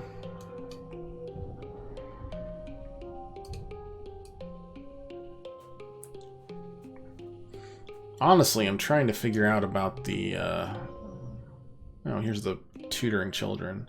Reasoning and empathy. And kudos. I could do with a little more empathy. Let's do the tutoring and see what happens, shall we? We can survey all the areas. It looked like we could just explore nearby for now, but I'm definitely planning on doing that, just maybe when stress doesn't... when it's super low. I don't know. Show up to class, find congruence, teaching a classroom of younger children, instance nowhere to be found. Have them. Help them. Good, you're already here. Trust to be able to handle yourself in all subjects and with students of all ages. Ask Congruence if you need any help. Thank you. Since Professor Hallett died, well, Congruence and myself were poor replacements for him. I'm grateful for your help. You settle in to help the younger students learn how to use their holopalms to access the HoloNet. Congruence's massive database. Congruence is anything they could ever need. Music, movies, games, novels, and comics. A calculator, a timer, an encyclopedia, textbooks, social media. They're mostly interested in the games, though. Hey, there's Nougat.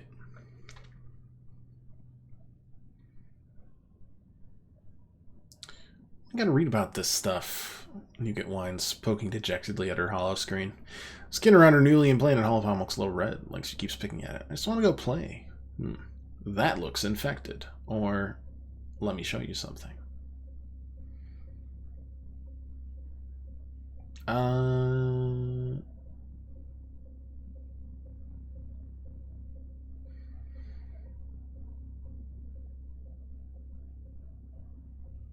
Let me show you something. You show Nougat how to look up videos about sports ball. She's totally enraptured by it. Whoa. I can watch people play sports ball in my hand anytime. Turbo! Nougat is 6 and full of energy, and their kids are able to settle down to work on their biology assignment, drawing pictures of the xenofauna that live on Vertumna to put in a classroom diorama, but Nougat prefers a more creative approach. You look at her drawings. Nougat's animals all have extra wings or heads, robotic treads, laser turrets, top hats. Some aren't even close to the reference image. I'm gonna encourage her because I made a game instead of doing a test. Yes, that hop-eye does look better with the jetpack. Nougat is proud of herself and works diligently on her project. Yes, the diorama does look a little eccentric when it's all complete, but at this age, it's more important to keep a child engaged than it is to teach them academic skills. Nougat gives you a big hug when it's all over. I hope you're my teacher all the time, Solana sigh. Nice.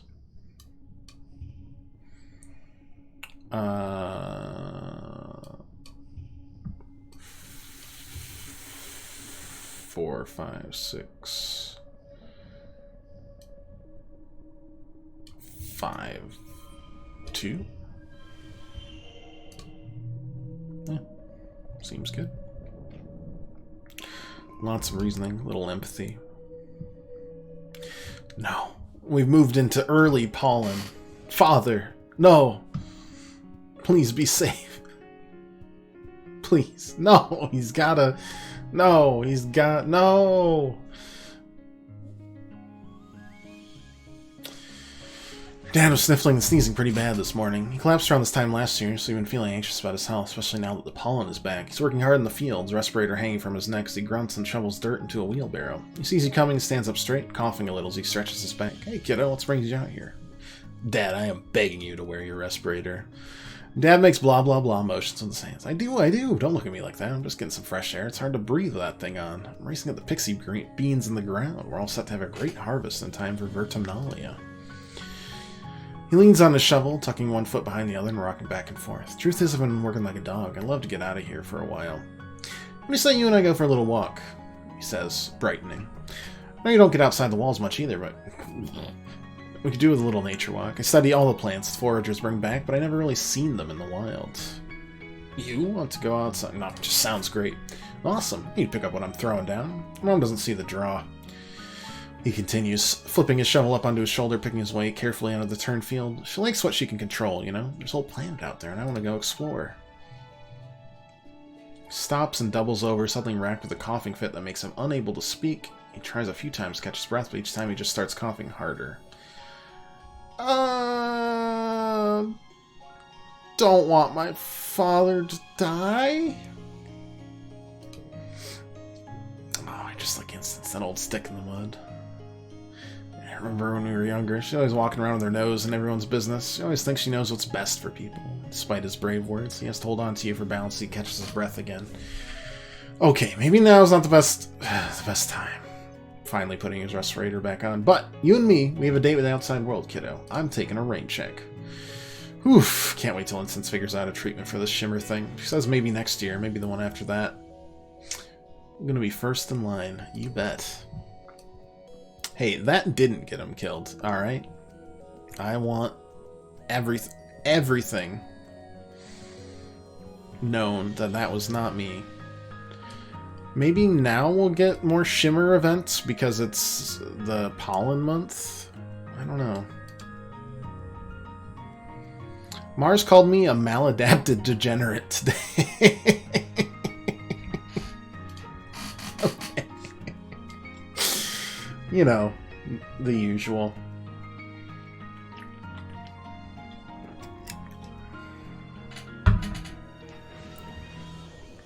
Survey the plains. That is not actually what I wanted to do, but I clicked on it, and now this is my life. We're in the plains. Well, might as well make the most of it. When you boarded the expedition's autobus this morning, you didn't know what to expect. It trundled you and the other surveyors a few clicks north to the Prozac Plains. High flat area with cooler weather than your colony. You can barely control your excitement as you watch the landscape change. Now you're here. You're finally old enough for a real survey mission away from the colony. And greet Chief Surveyor Utopia at the depot. Plus 10 combat. Plus 2 to challenges. This here's a plas cutter. It's for a tool for cutting and heating things. You can use it to make fire, cauterize a wound, boil water. Cut some materials pretty alright. You can use it for self-defense too, but I don't suggest it. Gonna be in danger? It's a quiet area and what we're doing. We're not supposed to be in danger. We're just gonna be taking notes and pictures, keeping track of all the flora and fauna, but just don't touch anything unless I ask you to take a sample. Everything is potentially dangerous. We don't know much about what's out there, which is why we need surveyors, even young ones like you. And what are you gonna do if you see something coming for you? Avoid it. because that's what you've taught me to do. Good kid. Don't need any trouble. This joins you. Must come on an earlier autobus. Fresh meat. No. No. Stop. I don't want any more death. Hi, Pat. How are you? Good, you're here. 2 greenhorns are with me for the foreseeable. Now, we don't gotta sniff each other's butts off. But I do expect y'all to be in yellow distance. Comms getting pretty spotty out here. You and Dis share knowing glances. You've both been sneaking out to explore long before you were officially allowed to. Utopia also hands you a surveying drone, shows you how to launch it. It'll automatically perform local scans wherever you go. Detailed scans still need to be done manually. When you return here to the depot, it'll upload its findings to the HoloNet. Your job is to cover ground, see what's out there, and as long as it isn't dangerous, record it. Alright, team, don't get yourself killed out there, alright? Yeah, we are 13.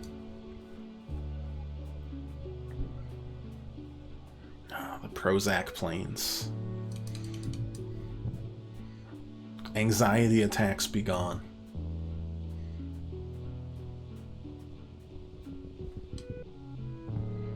You stop to watch a herd of shaggy purple-furred animals slowly meander down a slope. You've never seen them before. I feel like we need combat. But I'm not gonna. Plus 10 on challenge wins is too good.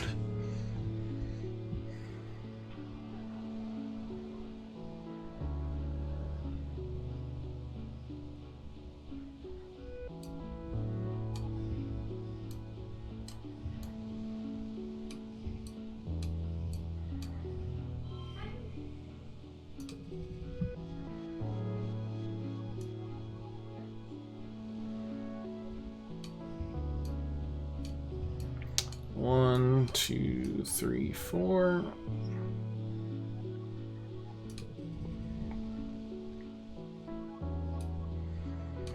One, two, three, four, five. Just a big old straight. Extra perception. I didn't really mean for this to happen, but suddenly we're like going all out on the reds. Creatures' fur is like grass. They must be kind of photosynths, an animal that gets part of their energy from the sun. You've heard of creatures like this, though you've never seen any yourself. Survey Journal doesn't have any information on this particular species.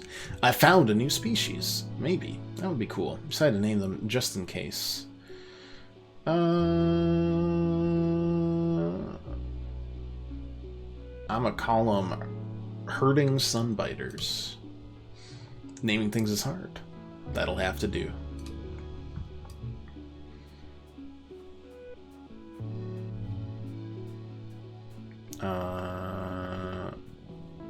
No. Oh, 1 second. Yellow flower, yes. But more importantly, this thing. It looks like a big turtle. Looks like Master Oogway, actually. Terrible cracking, pounding sound. Massive creature bursts through the trees. A boulder with arms. A bush growing out of its back. A bush bub! Utopia's mentioned these before. Part animal, part vegetable, part mineral. They are usually gentle giants. I immediately abandoned my runaway tactic. 1 card becomes value 2.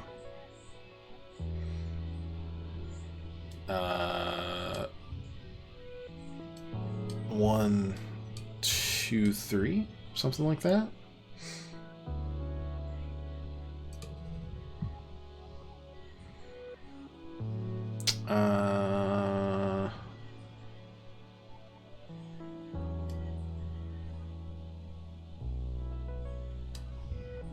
Can't really get a straight out of this. Really can't get a straight out of this, to be honest. So maybe something like this works pretty well.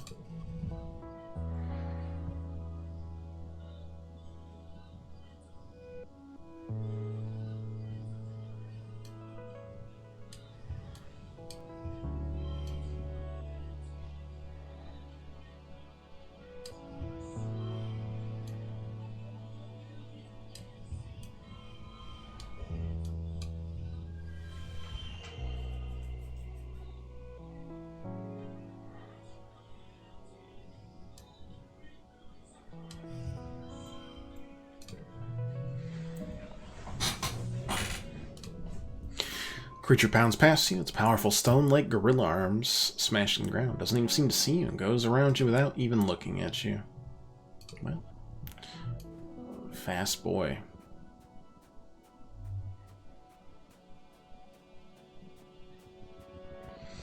I don't know. I feel like we're doing a hands-on researcher kind of deal. So we have to be both good with on our feet and good with our head.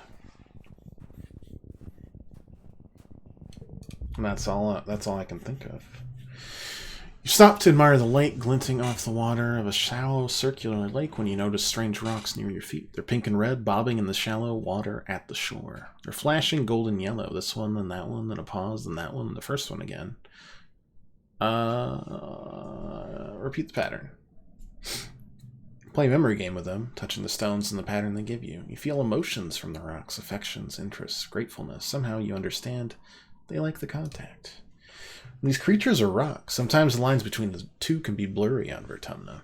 They can't move, but learn about the world from creatures who pass by and touch them. Like the way animals rub to leave their scent, these rocks entice animals to play with them and leave information about the world. You get the sense they're excited for your new scent. To what end? You don't know. Alright, I've almost stressed myself completely out. Let's finish the stress, probably. Yeah, it's this guy again. Oh. No, it's two of them. They charge back and forth. Why would I attack them? They're being playful. Let's get closer to watch. Playing a game of tag. When the chaser gets up to they reverse rolls. They do it with such gusto, the surrounding underbrush is completely crushed in a wide circle. An almost perfect circle. Then all at once, the first one crouches down on the path, tucks its arms and head under the bushes on its back. It was just a rock now. You'd swear it. The second one circles the first several times, sniffing, then crouches in the same position. Now might be your time to get past them. No, I'm going to keep watching this strange mating ritual, actually. In perfect sync, they slowly stretch up and out, revealing their rocky bodies, reaching their surprisingly long necks up to the sky. They shake their bushes and rattle their antlers in rhythm with each other as they stomp slowly, rather clearly made. You think they're dancing.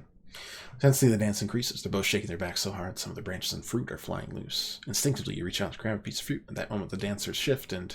Youch. One of them steps on your hand with a full force. Ooh. They're startled and embarrassed. They take off running in opposite directions. I think I just cock-blocked two giant turtles. Also, my hand's broken. It's fine. It's all good.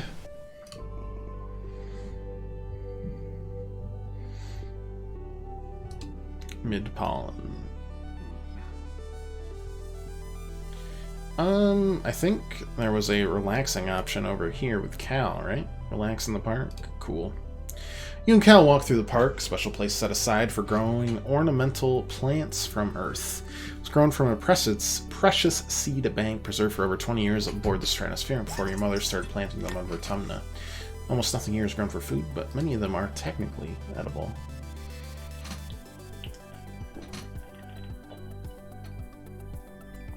My mom worked really hard on this. Somehow, she found time to cultivate them, even though there was so much work to do on the farm. Still goes to show, there's a lot about your mom and you still don't know. It's very peaceful. It really is. It's one of my favorite places in the whole colony. You can really feel the love in every plant. One pretty white flower in particular is flourishing here, the astrasia, your mother's favorite. It seems to be growing faster than even native plants do, covering the paths and bluffs with tiny white stars. You practically have to push clumps of it aside in some places just to make sure you don't crush any. Good thing it's so beautiful. What do I want to forfeit? You. You're getting older, and it's that magical time in your life, full of discoveries and possibilities when children become adults and bodies change in weird, wonderful, and embarrassing ways. Wow. I'm all about getting... Can't even say. Wow. Hey, I'm still as mature as a 13-year-old. Nice. I've left with a new appreciation for the wonders of the human body from sexual education. Great. Puberty had felt like something that would happen so far in the future it didn't apply to you. Put it out of your mind. I woke up and something feels different. Is everyone getting a new sprite now? Oh god, things are squelchier than you expect them to be down there. No. No. No. Please. Well, let's clean it up.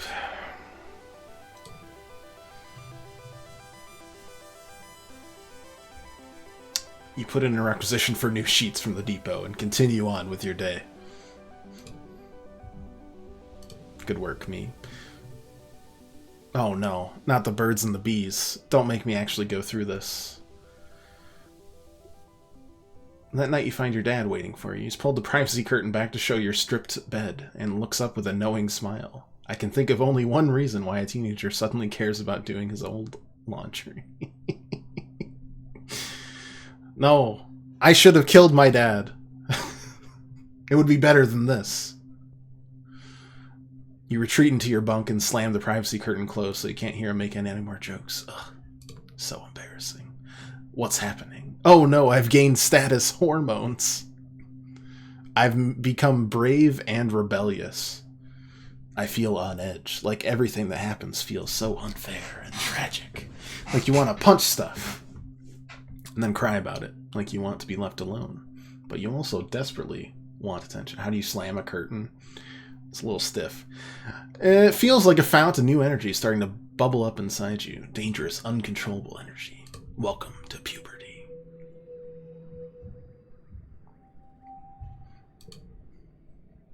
I didn't ask for this.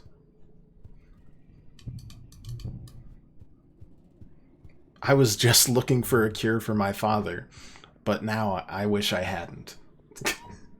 Oh, hello. Yeah, you are very cute. That is the truth. One more time with feeling. I learned about the birds and the bees from a Twice stream. Well, that's normal, actually. And we do that 24/7 around here. We obviously know a lot. That's why we definitely have the sex ed tag. You do some work with the construction crew this week, observing how they use congruents and their hollow projectors to plan, build, and repair the colony. The foreman walks you through the projections, literally, and points out various architectural details that adapted to life on Vertumna, like canopies over the windows to keep the temperature down. It's neat to learn how architecture can address all these environmental concerns. So you don't have to rely on resource hogging life support systems. You need an adult for this content? Thankfully, by technical definition, I am an adult. It's too late. You're locked in. And now I'm going to tell you about how everything gets squelchy during puberty. I'm going to do like a 1, 2, 3, 4, 5. Oh. And then we put a 6 down there, and that makes it 1, 2, 3, 4. Yeah, that was not a good amount. Could have gotten 32. I'm bad at that. But it's okay.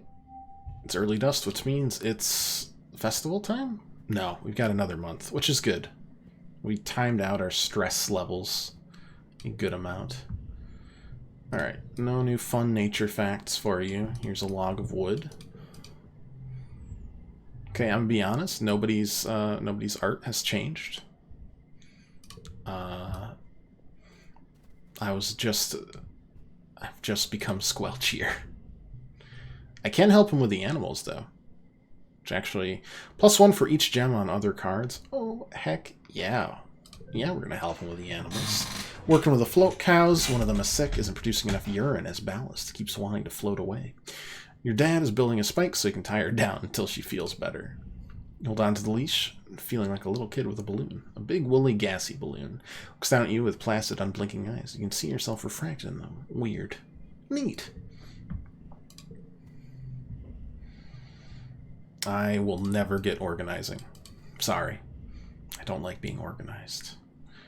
I also shouldn't dare you to go into a restricted area. You'll probably die. Not too late to kill your dad? It's too late.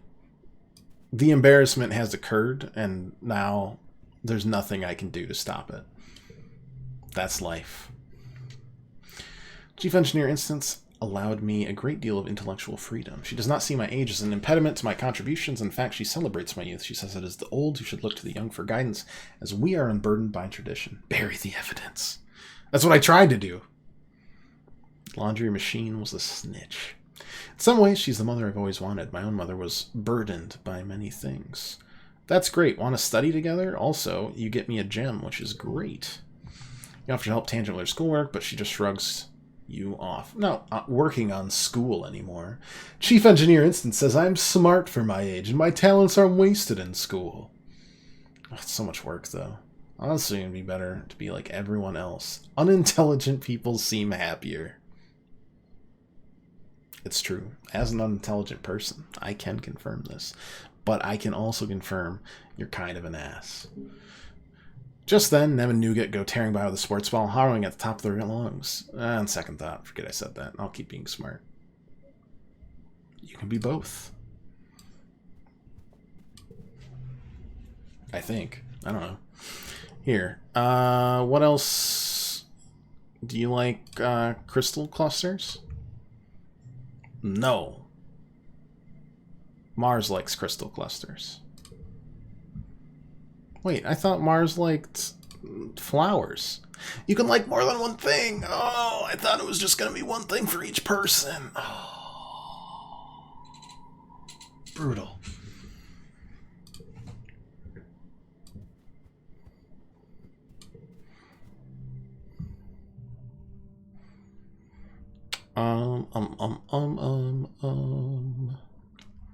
Life sciences for biology, maybe.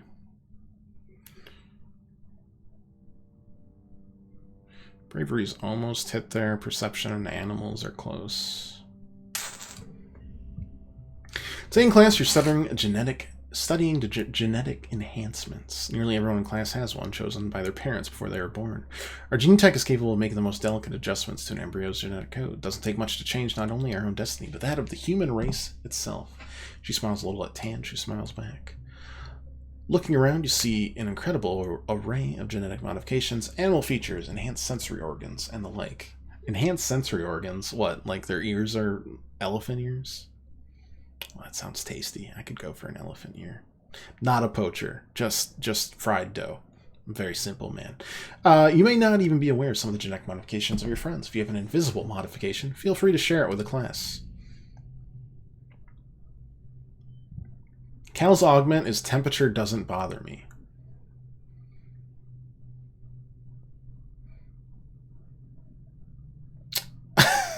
I love how Cal smells. Hey, Neko Bean, how you doing? Or 2 hot, 2 cold, always just right. Tange can just sleep for like an hour a night.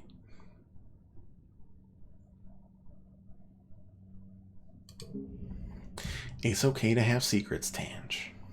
Well, I don't care who knows. I just don't want to make anyone jealous. I sleep half as much as a regular person. It's unbelievable how much of their lives people waste being unconscious. Sad, really. Oh, no. I can start flirting. Oh, no. Oh, no. I'm gonna flirt with everybody. She didn't notice. This is accurate. I'm 13. I have to. I'm not 23. I'm 13. Push bump stance. Blue cards equal to the goal. +1 highest value. +2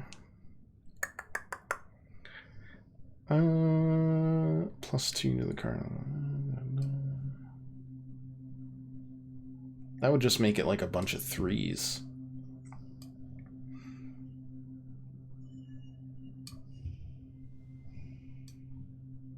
Like, I can do 3, 4, 5. And then... like... that, maybe? No, not that great. was the max. I mean, 26 out of 29 is not bad. It's Vertumnalia. Time for speeches, games, and feasting. You stare hungrily at the feast table. Sure, it's mostly soy rations, but it's still more food than you usually see at all one time. This year, though, something new. Great big tureens of glowing beans. That must be the pixie beans that my father grew. You try to sneak some food before the speeches start, but Chief Engineer Instance catches you and smacks your hand away. Your mom gets really mad at her, and it causes a huge yelling match. Your dad directs you away from the table as Instant blames your mom for the way things are right now, whatever that means. Your dad passes you a soy sweet to keep your tummy busy during the speeches. He's the best. Yeah, I get the feeling the attacks seem to be very targeted towards future survival. If it's attacking geoponics every year, they're trying to remove our food source, which seems way too smart. Governor Udicott takes stage, manages to calm everyone down. Welcome, everyone, to our 4th Vertumnalia celebration, she says, speaking through a maxophone horn. Voice has been getting weaker lately, and can't reach across the square the way it used to. Uh-oh. I'm proud as always standing before you as your governor, and to celebrate another year of peace and prosperity on this beautiful planet. Chels, thanks so much for the subscription. How you doing?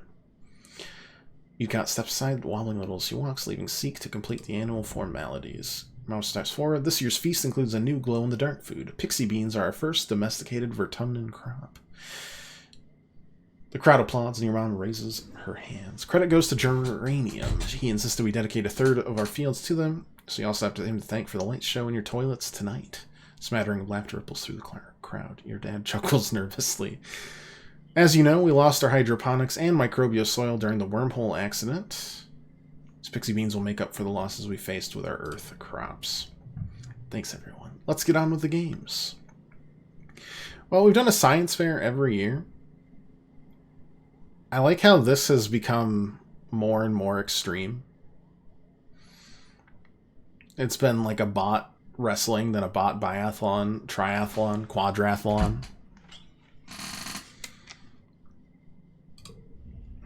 Let's go look at it. Oh no, my loyalty. Com directs your attention to this year's edition. A cloth-covered mountain as tall as 4 adults, studded with mysterious protrusions. The Tower of Terror. Test your courage with 3 stories of ladder climbs, followed by a death-defying leap of faith onto the poof shroom mats. Nem and Cal taking the majesty of the Tower of Terror. Both of them are hooting and pumping their fists. Absolutely bonkers about jumping from 3 stories. You'll all still be doing the wrestling, agility, and accuracy portions, of course, but this is clearly the winner of the popular vote. Let's do it. Card gets +2. Okay. How much would that? It'd be like a 4, 7. Oh God. I'm gonna do like just a 4, 5, 6. Straights are okay, right? That doesn't work. So 4, 5, 6. There we go.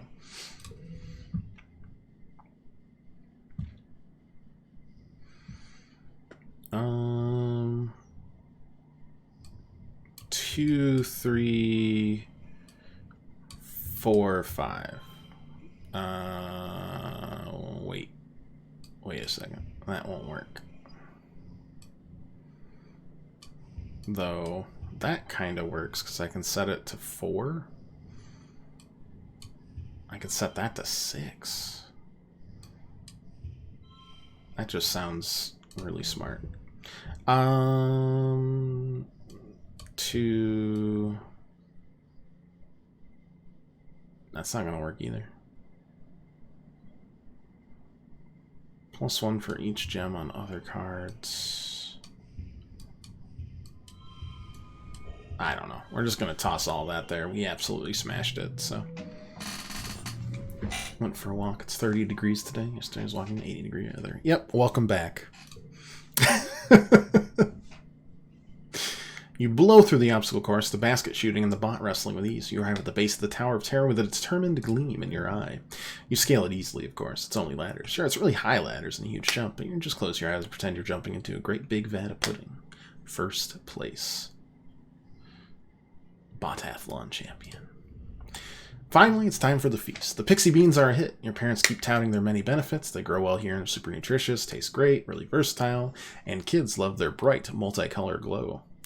It really sounds like it sounds like they're trying to manufacture and like advertise a new children's cereal.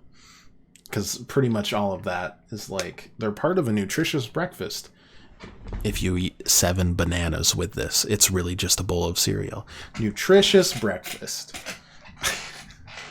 Kids love tricks, but silly rabbit tricks are for kids. Alright, rumbling stomach made me grouchy. Parents won't let you eat till they finally stop bragging about their dumb beans. You sullenly shove your pixie bean everything around on your plate. You don't even want to eat them anymore. Stupid beans, stupid feast, stupid game, stupid everyone. Every time someone turns to talk to you, especially about how great these beans are and how great your parents are for growing them, you get more irritated. They're just beans! It's like they love these beans more than they love you. Screw these. Damn you, beans. How could you? Well, I'm 13 now. I've got to act out. Ah! Oh no, I've lost toughness. Eat your food. We worked hard to make this food for you. Did I ask?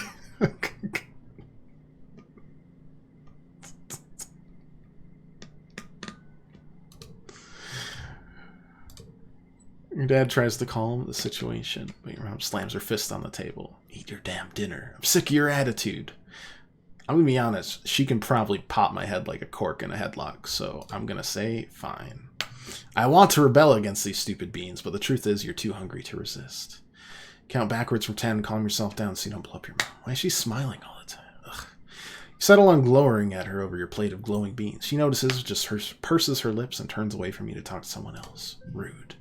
You shovel food into your mouth, trying to not look like you're enjoying it. Okay, it is as delicious as everyone said, and you start to feel more human the more you eat. Right, yeah, food. Food is great.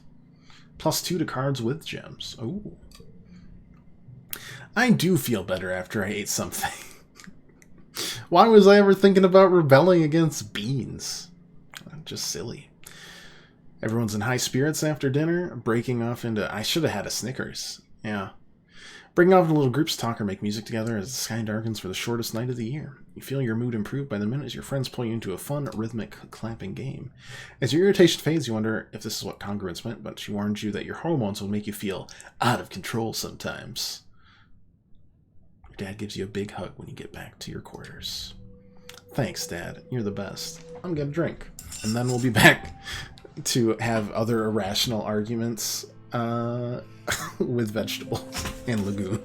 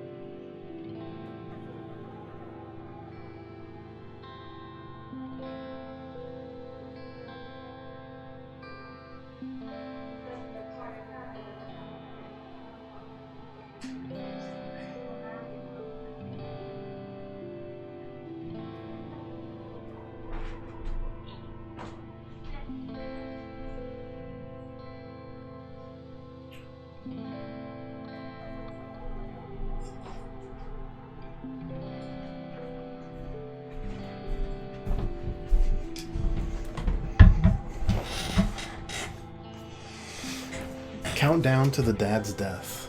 Stop. Stop. No. That's fine. Alright, nothing new there. Do you like medicinal roots? Well, didn't hate it. We'll find out what they like eventually. Yeah. You're still very hoity-toity. Understood. By the way, hope you were compensated today for all the hard work you do. Yeah, it was the best day of the year. Here's some money for doing good work. Bonus day is the best day of the year. Someone's happier than Xenoblade. You mean Fire Emblem, right, Cho? Dog, if we stream Xenoblade, I would be halfway through this game. No, you know what? Fire Emblem took 100 hours. I probably would have finished Xenoblade 3 on stream before this. Anything there? Nothing. Can I apologize to my mom for yelling about her beans? Nope.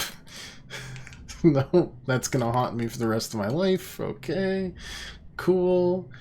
Do you want to hear a fun nature fact? Tange brought a skunk bug for show and tell in biology and got scared and made the worst, most smelliest, grossest stink you had ever smelled, and everyone thought Tange had farted. I hope you were compensated as well, Pat.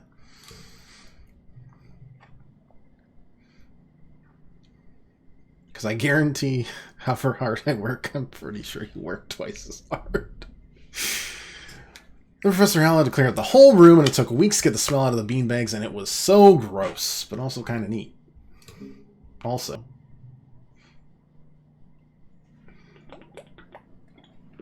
Everyone thinking that Tange farted is hysterical. Alright. I don't know. Hello, yep.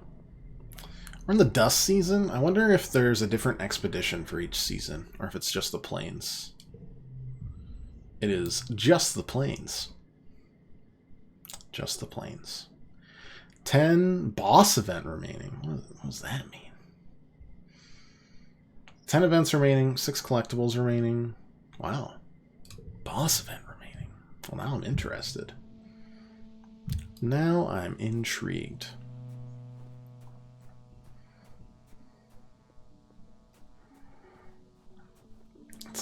The completionist in me is suddenly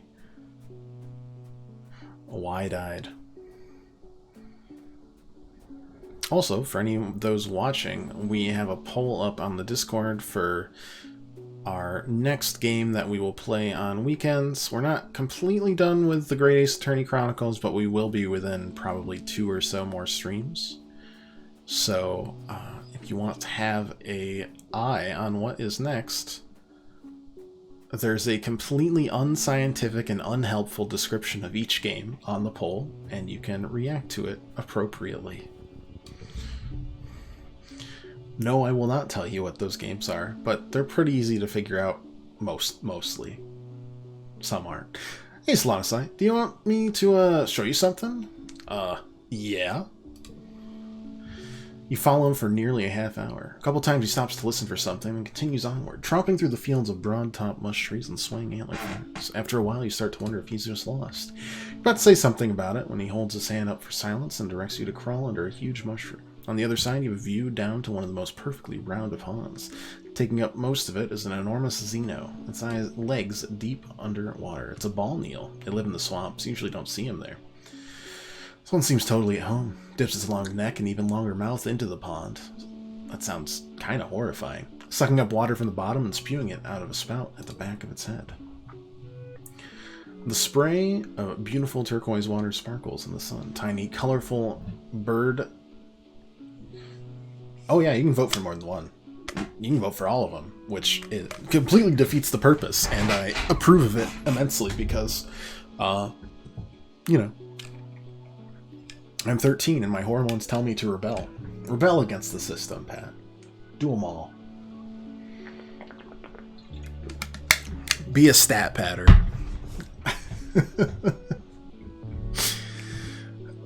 Let's sit and watch quietly. We should kill it while it's distracted. I'm a psychopath. No, we're just going to sit and watch quietly. It's easy.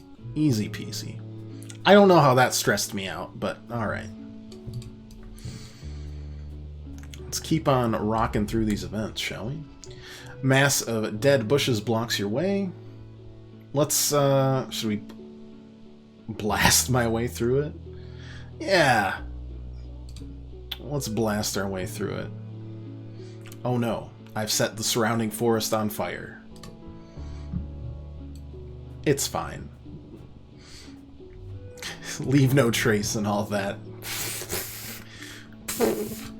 No problem. Terrain here is strange, some kind of smooth rock covered in lichens and tiny plants. It's weirdly warm and the spark snow melts when it hits. Let's carefully move over it, shall we? We're all about the straights here, rather than the flushes.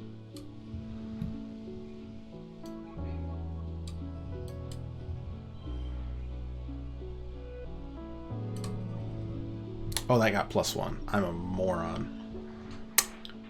It's fine. 1, 2...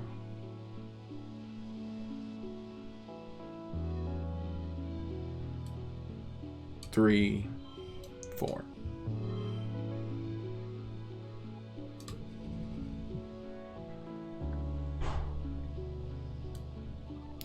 One. I don't have a 2. Oh no.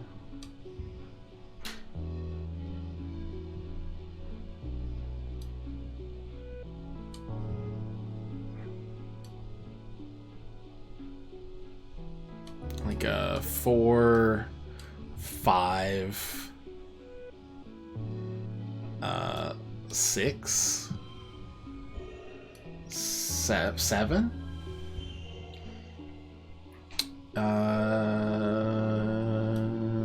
Then do that. Let's see. Yeah. Oh. That's good. Oh, was that really the best we could do? Good work, us. Battle Network, one of them, when it's released, or Resident Evil 4 remake at the end of the month. Don't know if you've talked about either. Resident Evil 4 remake at the end of the month is happening. Next Friday. I'll announce it at some point on the Discord. But yeah, we're playing this for the next 2 weeks. Even if we get through all of one playthrough, the replay, I think, is going to be a lot different. It'll be interesting to see. And yeah, next Friday we're going to start Resident Evil 4 Remake. We'll play through that. And then I don't know exactly. But yeah, 100%. I played the demo. I was immediately sold. I've actually never played the original Resident Evil outside of the village level. So it's going to be all new to me. I bought the original. And I was going to play it like a couple weekends ago to get ready for it. And then I was like, oh, let's just do a full playthrough with a guy that literally doesn't know what's happening. But it seems cheesy and campy in the best way possible. So I think we'll have a great time with it. We've had a good time with the latest 3 Resident Evil releases, so I'm sure it'll be fine. Need more cat emotes? I agree. I should work on some when I have some time, which basically means check back next month. The ground is alive. What you thought was a rock slowly opens. It's an eye. It stares at you dreamily, and you stare back, fascinated. This must be a very ancient creature. So vast it's completely merged into the surroundings. There are even trees growing out of it. A little animal, like a moth with huge webbed feet, lands between you and the massive eye and starts preening. The eye dilates to focus on the moth. Then it slowly closes in again in what you think might be contentment. After a minute you feel faint rumble, regular breathing in and out, snoring. Very cute. I've got to hit all the events that I can. Eventually. There we go. Spark Snow. Let's try to find my way through. This card becomes 2. That's okay. That makes it 3. That makes it 4. Boom, bam. 1, 2, 3. Nope, that won't work. The 3 doesn't work because I can't do a 4.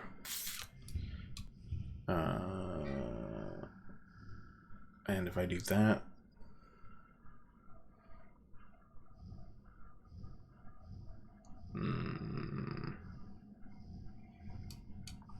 let's do 1, 2, 3, 4, because that'll still remain a 2.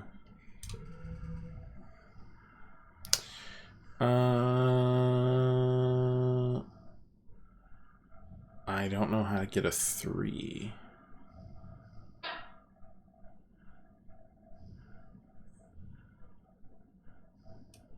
Wait.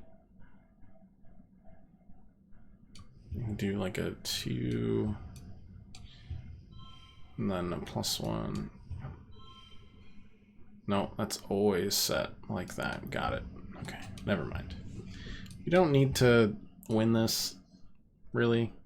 So, you can do like a 4, 5, 6.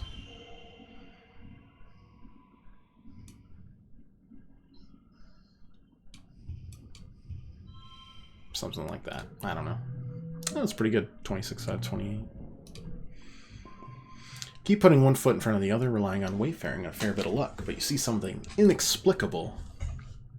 Squint in the driving snow, but all you see is white on white on white, and the slightest hint of movement. It doesn't even look corporeal, almost like a cloud, like snow is coming from it. It's impossible to get a closer look. You pull your collar tighter against the storm, and move on. Radical. There's a boss encounter somewhere around here. Apparently. And we got one full combat level. It doesn't feel impossible. One of your jobs as surveyors document the flora through photographs. Find good angle or animals. Challenge. We'll try to get close.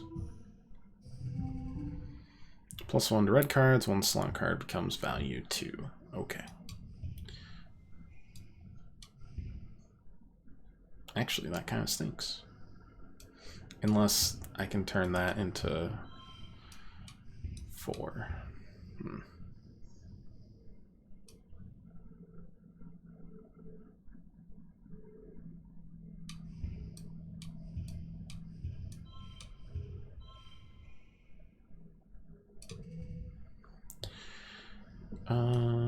One.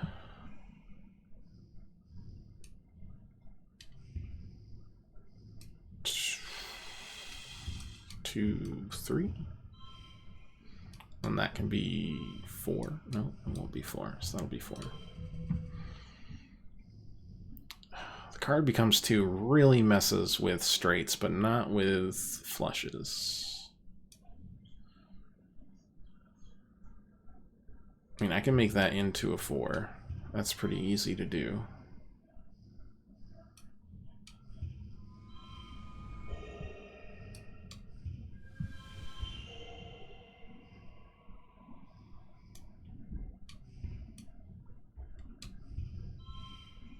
Sure.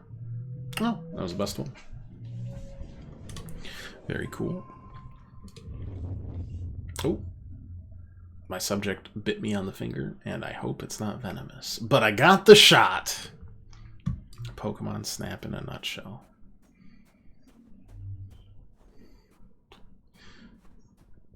Abuse animals.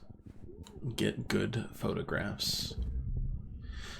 Bushbub's blocking the path, lumbering slowly back and forth. Growls a warning, you try to squeeze past it, so you back off. It's not letting me through easy, huh?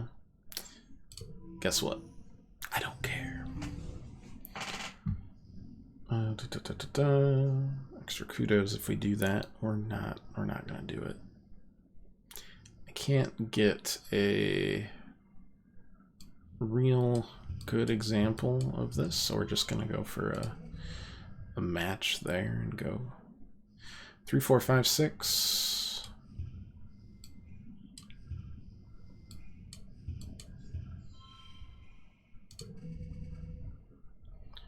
And then we've got, I mean, really nothing doing here. We can make those 2 6. You can make those 2 3. And then there's a 5 that exists. And I think that might be the best we can do. Yep. You sneak through the glute bushes, crawling under them so the bushbub doesn't see you. You nearly get stuck at one point and wonder, what if Dis had come to rescue you? It has to come rescue you. That would be embarrassing. But we didn't. New perk, perception has hit its limit. Collectibles glow. You know, that's fine, I guess. Oh man, we are legitimately close to this boss, but not much out here, but the peaceful atmosphere is great for contemplation. There's a beautiful little plateau. If we stop to meditate, I think it might de-stress us. Hey, look at that. You focus on the sounds around you, on your breathing, on the feeling of your butt on the rock, and the slightly cool breeze on your face. It's very peaceful. You can feel yourself relax. You become one with the planet. Very good. We have got to be super close to the boss. The water in the pond is a slightly greener color than you're used to seeing. It smells sweet but acidic. That's kind of odd. I don't know if I should be drinking acid. I think I'm smarter than this.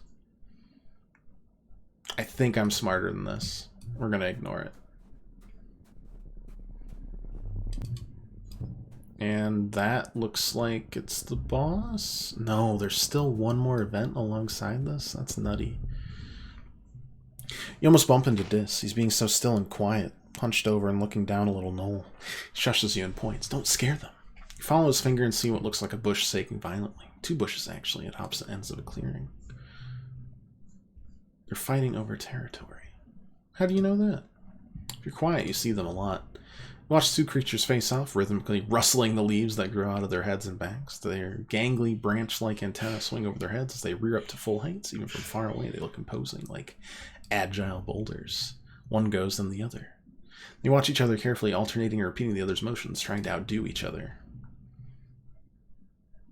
I could just watch the dance-off. Oh, we were almost at the boss event. Brutal. That's okay. We're gonna have to relax here anyways.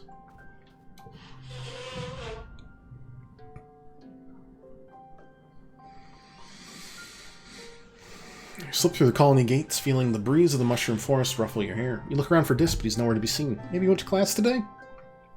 Probably not. As you're about to return to the colony, you hear what sounds like crying come from one of the expedition vehicles. Pull back the tarp that keeps it from being blanketed with fungal spores and find Dis curled up in the cabin. He wipes his eyes and turns around. Go away, he mutters. You okay? Fine, just leave me alone. You want to talk about it? I'm just going to ask my sister. Tanja's so mature. She knows everything. I'm just a sensitive little crybaby who doesn't know anything. I hate her. Everyone thinks she's so smart. She's just a big meanie. I hate everyone here. I hate being here. I just want to be left alone. Alright, you need some time off indeed.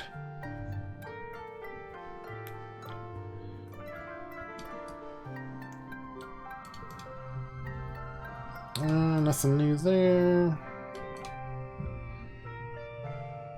Too soon to give another gift. Do you like medicinal roots? You do?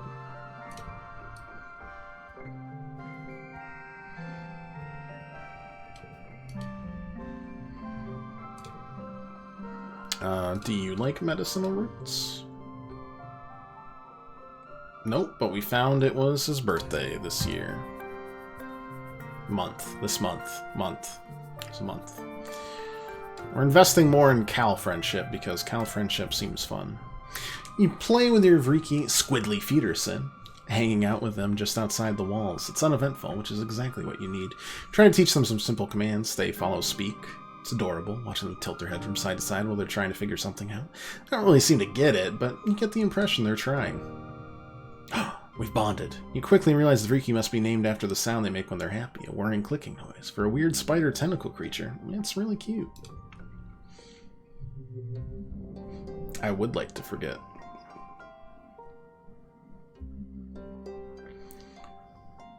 I mean, we still need the early ones for stuff, but also, do we?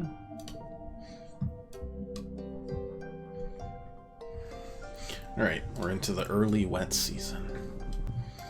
Alright, I know bobber fruits for Cal, but it's too soon to give him another... It's every 2 months, right? You can give a gift. Nope, it's every month. I am stupid. Here, have a bobber fruit.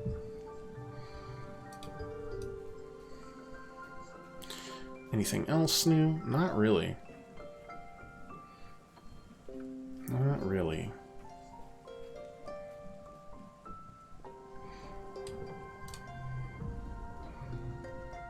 What's left here? Literally a boss event. And that's it. I want to see what the boss event is. I have to see what the boss event is. I have to. I'm probably going to want to invest in combat, though, because... Also, I wish I could skip this part. I could just skip to the next actual part that exists. But it's okay. Yeah, I'm thinking we're going to, you know, jeez, so much red. Plus 10 to combat, because, I mean, I don't know what boss you can take on without challenges like that. Though animals, maybe having the animal gear would help. I don't know. I don't know what a boss would look like here. Something entirely new.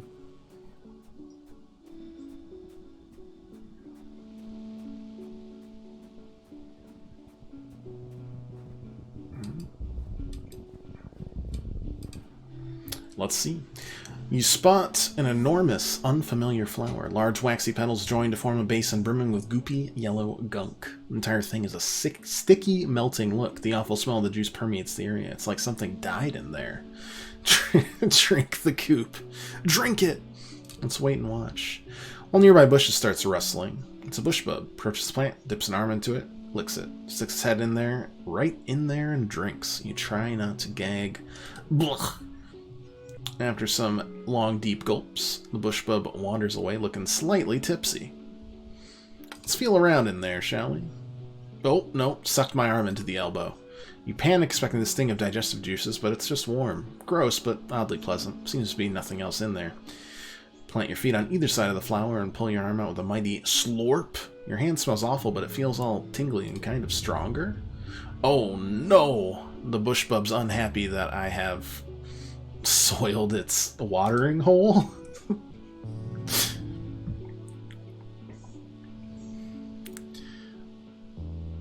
+2 in the first or last pain. Okay, so we're not gonna touch that. We're gonna go with a basic 2, 3, 4. Alright. Then we're gonna go with a 2, 3, 4, 5, which is a massive, massive amount. +1 is that.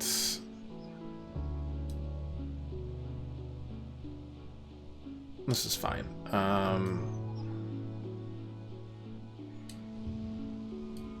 I got 4, 5, 6.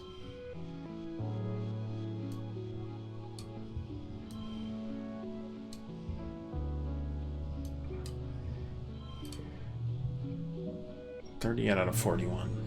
That was a big score. It rears up and stomps the ground intimidatingly, but by reading its body language, it's just trying to move you away from the big flower.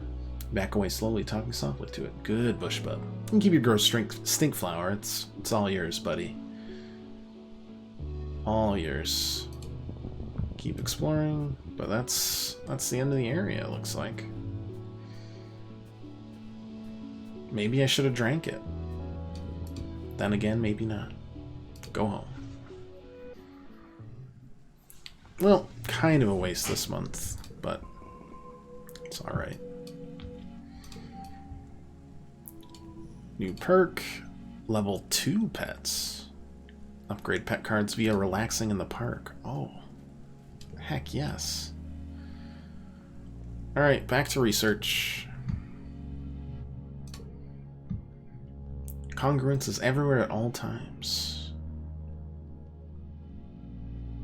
Ah, of course, androids dream of electric sheep. Well known, of course. One card becomes mental. So something like a 5 there. So +2 to cards with gems means that's like a 7.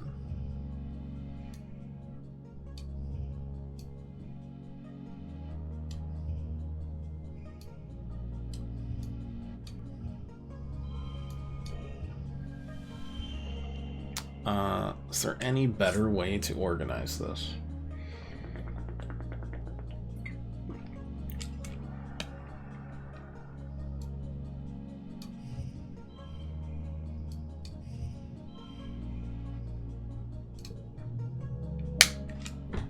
I do not think so. Engineering and reasoning are done. Again, we've balanced out the stress pretty well. We'll be able to actually refresh ourselves a bit. I definitely want to upgrade my pet, though. Freaky is great. Why would I ever do anything else?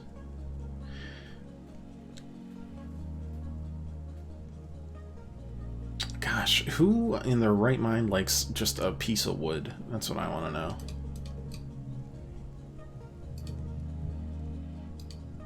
You don't hate the wood, so technically that's okay. Here, have some wood. Do you like wood? Oh, but it was your birthday. Good to know.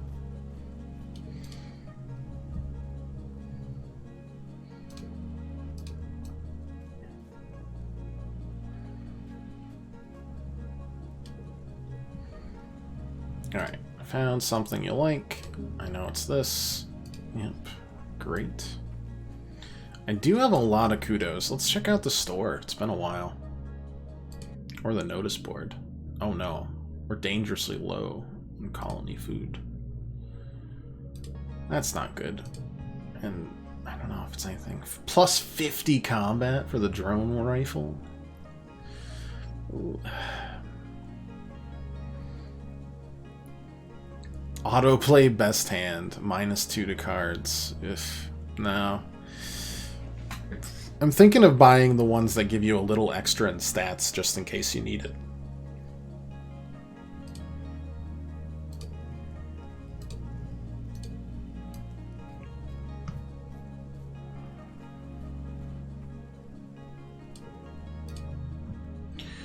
Life sciences.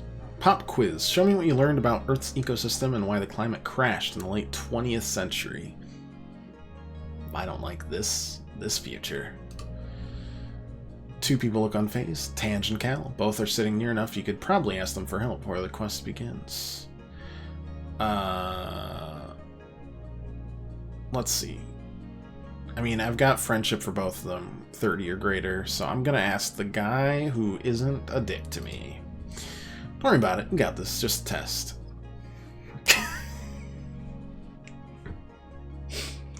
Supportive friends isn't what I need, but I guess it helped the challenge get medium instead of hard, so I guess it's fine.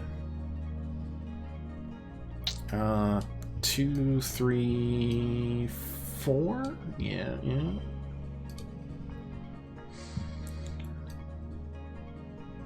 I can't really do... We don't have a 4 anymore, so it's more of like a 3, 3, 3. And then we don't put you in the first or last pane. Oh no. We don't want that. Just want the big straight. Yes. Yes. Yes. Yes. That seems good. Nice. You did well. You just tried to imagine the most destructive things humankind could do to the planet, and that was usually the answer, no matter how far-fetched. Oh.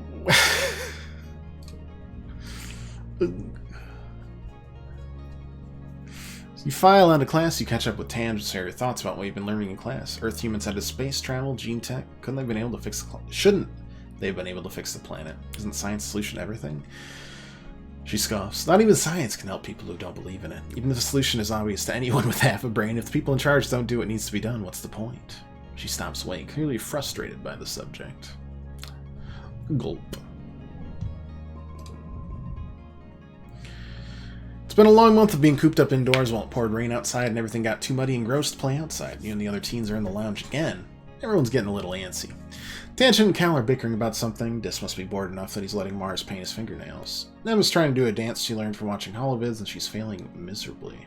The sound of her music fills the room. You're starting to feel a little off, too, but, like, it's weird. Like, you want to yell, but at the same time you want to take off all your clothes and streak through the colony square. Nem dances a little too close to Mars' collection of nail polish, bumping the table and sending them all and herself clattering to the floor. Hey, watch it. Dance your stupid dance somewhere else. It's not stupid. You don't have to be so mean to me. Boo-hoo. What are you going to do? Dance about it? Ugh, you're all so childish. Who even cares? Everyone just shut up. Honestly, you fight all the time. You stay inside when it's nice and dry and you don't appreciate how hard everyone else is working. It's just whine, whine, whine. You're not better just because you work outside, Tange joins in. You're not special, Cal. If I wanted to, I could work outside. There. See, next month I'll be working in geoponics. How you like that? Then you can nag me about my soft hands all you want. Unicott pokes her heads in from the command corridor. Children, keep it down. We can hear you all the way from the bridge.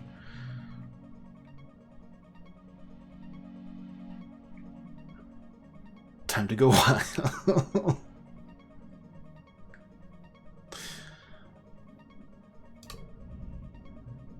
Somehow the rambunctious group tumbles into your quarters. Thankfully your parents are out. Everyone keeps fighting. It's starting to get physical.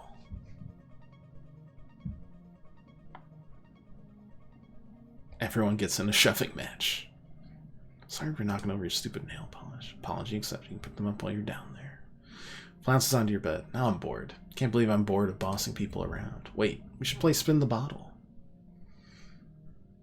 Everyone looks not surprised that Diz... Why did Diz suggest it? But they're all into the idea. Your tummy flips over in a way that's not uncomfortable. No, let's make this much worse for everybody. Everyone giggles nervously, but more courageous voices prevail, and soon you're spinning a bottle to sort out partners. Palms sweat as the bottle spins until it falls on Tangent. You and Tange find a nearby supply closet. What do you want to do? I'm literally going to flirt with everybody possible at this point. I am, again, 13. Oh, doesn't like me. That's okay. It's just practice. But it's enjoyable. Practice. But enjoyable. You rejoin the others afterwards. Mars stares at the two of you as you try to figure out what you were doing in there the whole time. Tangent avoids her eyes, still bright red. Oh no! I feel stressed out from kissing someone. All the energy from yesterday has been drained out of you and then some. It lasts for a week. Some of you can't even get out of bed, and when you do, your moods are all over the place. Aggressive, sulky, impulsive, until your batteries run out and you sleep for over 12 hours straight.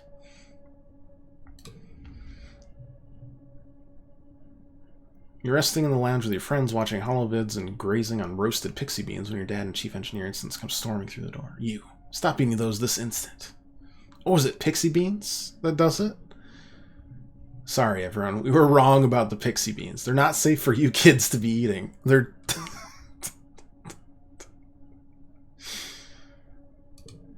You've been feeding us poison? Oh, do your dads know you tried to kill me?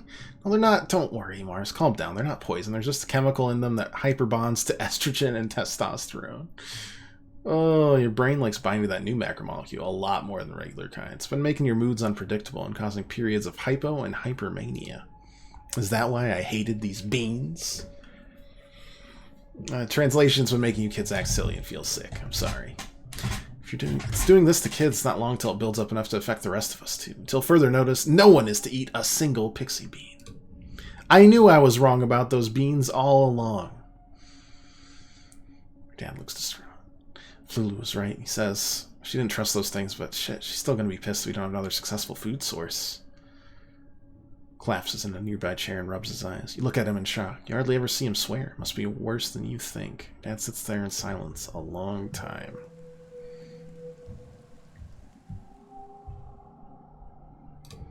And now we're in Glow, which is just awful.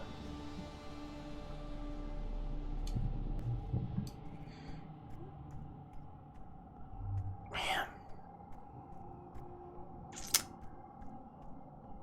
It's tough being a colonist. Here, I got you some wood again. I'm just giving you wood. This feels like Stardew Valley. I just offer people an egg. And they're like, wow, Marry me. Do you like wood? Yep. Who doesn't, you know? Mom, what do you got to say this month? Stay where you can, close to the ship. Yes, Mom. You wanna... Let's level up our pet before things happen here, shall we? Geoponics domes are a comforting beacon of light during glow, and everything else is throwing off an unsettlingly alien light. The domes are stable, dependable, human. You like spending time in them, tending to the bee seedlings that will be transplanted into the fields of pollen. Please level up my... Why do I not get to... upgrade pet cards via relaxing in the park? That's what I've been doing. Don't need that. Sad. Another year, another glow. Everyone's pretty sure there's going to be an attack this year, so Colony is on high alert. Did I need to unequip it, maybe? Collecting glowflies in the Geoponics gardens. When the sirens begin to wail, you all stop what you're doing and look at each other nervously. Your parents run off to help defend the farms, telling you to get inside the greenhouses and stay quiet. Nem declares she's going to the walls to watch soldiers fight. She knows a good spot. Alright, I'll go with Nem.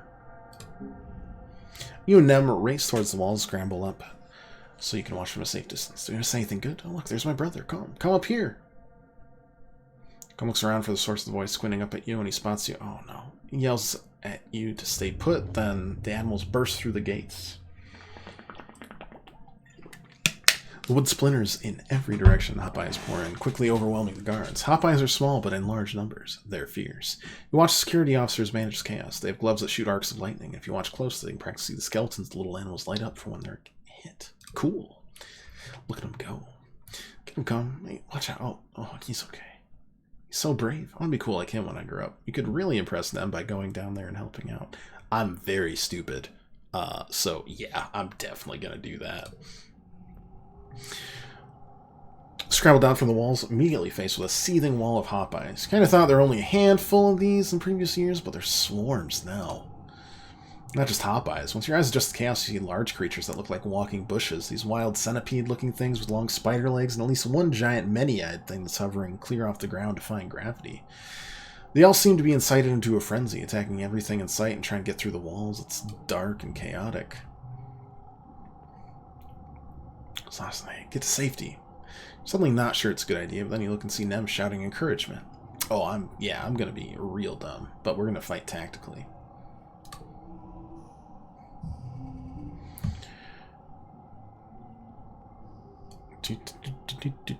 Six, 7. Wow. Yeah, that seems pretty good. A good amount.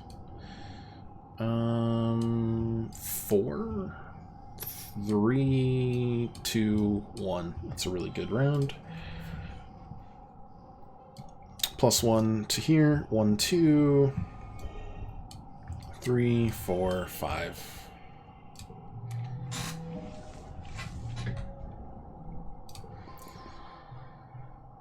You're not even trying to win. There's too many of them and you're unarmed, but even your vulnerability can become a weapon. Use your knowledge of the buildings around the gate to bait anything that slips past the defenders into circling back so they can be picked off by people with actual weapons. Nem acts as your air support, calling out when certain shortcuts are blocked by the creatures, so you always have an escape route. Eventually, the defense forces manage to push back the creatures. The rest of the broken swarm flee back into the wilderness. Calm jogs over to you, breathing heavily, and slaps you on the back. You're one brave kid. Stupid, but brave. You really helped out back there. Parents are arguing quietly at your little table. I'm telling you, it's not a fluke. They're not just wild animals. They have a plan. The fields, the lights. Okay, your dad replies, taking your hands across the tabletop. We have to tell people what we saw in Geoponics. They look up, noticing you in the doorway. Your dad's worried expression quickly changes to a smile. Hey, Rutabaga. What happened to the fields? Don't worry about it. She snaps. Get to bed. It's late, and we have a lot of work to do tomorrow. Clean up.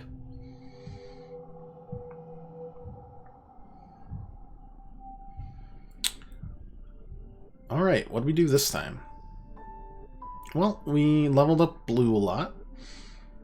And we got a little braver, not a lot, and we're somehow still going all in on all of this, but we were looking more into perception and animals than toughness and combat this time, because that seems more like what a surveyor should be doing. Smart and tactical, but we'll see. Oh my god, did everyone grow up? These all look like different things.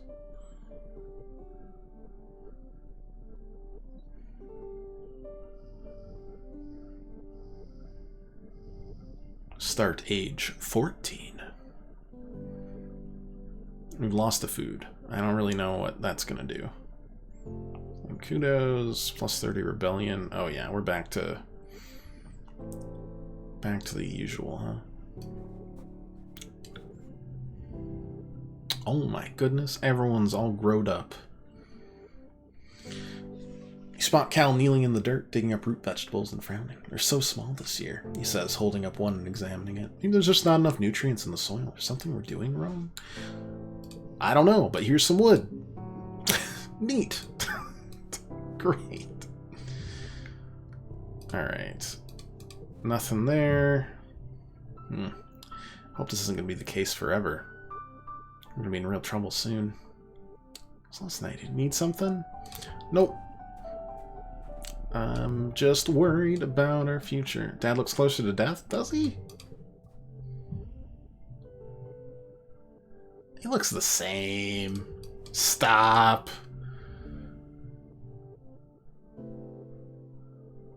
They're fine.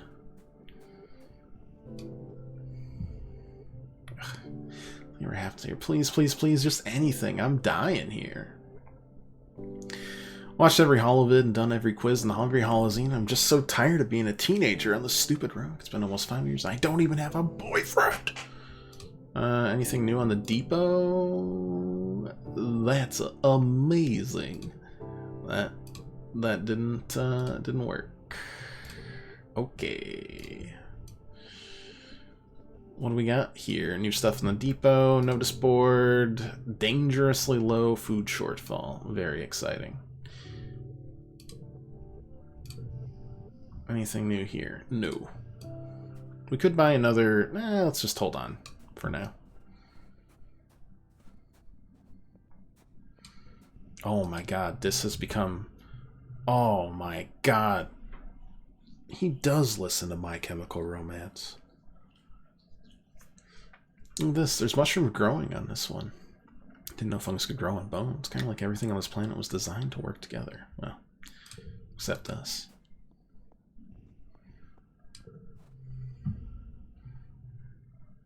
Tangent looks up from her hollow palm, blinking as her eyes refocus on the middle distance and on you. Her previously long hair is gone, buzzed close to her scalp. You almost didn't recognize her when you first saw her. Wonder if it was caused by a lab accident or something. He's lost the name. Do you need something? No, just came by to say hello. Faintest hint of relief passes across Tange's face. You get the impression that not pressing her on her personal appearance is a wise choice. Oh, well, hello then. She raises her hand as if to push her hair out of her face, but stops when she realizes what she's doing. I'm rather busy at the moment, actually, so if you don't mind. Alright, bye-bye. And there's Nem. You spot Nem halfway up a garrison watchtower, her legs wrapped around the scaffolding. She cranes to look over the fence through a pair of holoculars. Clear your throat and peers down at you in waves. Come up here, I want to ask you something. The game's giving you Mass Effect vibes for some reason. Well, it's space, and that earpiece and shaved head made her look a lot like Jack, so I am guessing that's why. Perhapsably. Clamber easily up the scaffolding. Nem gives you a high five. Here, look through these. Raise your eyes and look to where she's pointing. Long ways out, much farther than the expeditions are going, you spot a dark humanoid shape moving through the towering fungal forest. See him? It's Diz, I swear it is. He's always sneaking out over the walls. So what? So what? He's gonna get in trouble. Only if you tell on him. Well, yeah, but someone should. Don't say we're not supposed to go outside the colony unless it's on expedition. Diz just goes wherever he likes. If he gets hurt, what if he dies? He picks up a weird alien disease and comes back with 3 heads. Scratches her cheek where acne's made her skin dry and sore looking. Ow. I just don't know what to do about it. What do you think?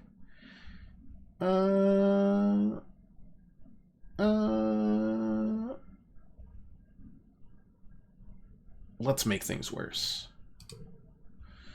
What? Outside the colony by ourselves? No, nah, no way.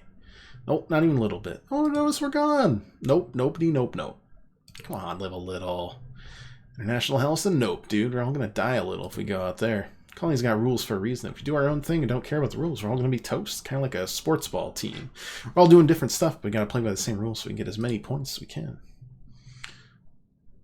Look at the ground. We're passing colonists waving up at you. Get down from there. It's not safe. Okay, sorry. I'm on watch. Guess we should get inside the watchtower, huh? Nice. You both climb the rest of the way to the guard platform. Nem heaves herself over the edge, reaches down to help you up. You notice that her hands are all bandaged and scabbed over with blue scales, probably been scampering all over the place. The way she does.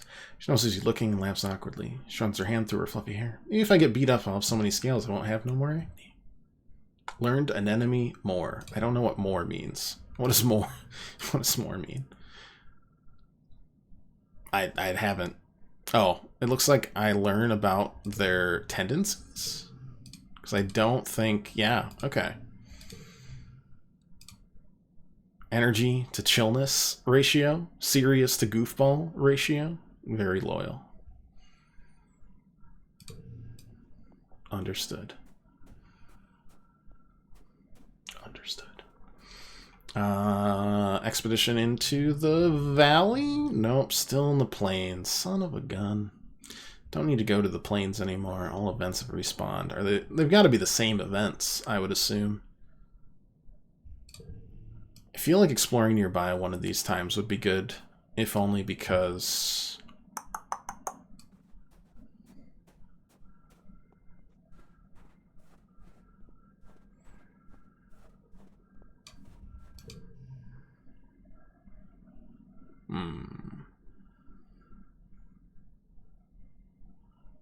We're running out of food.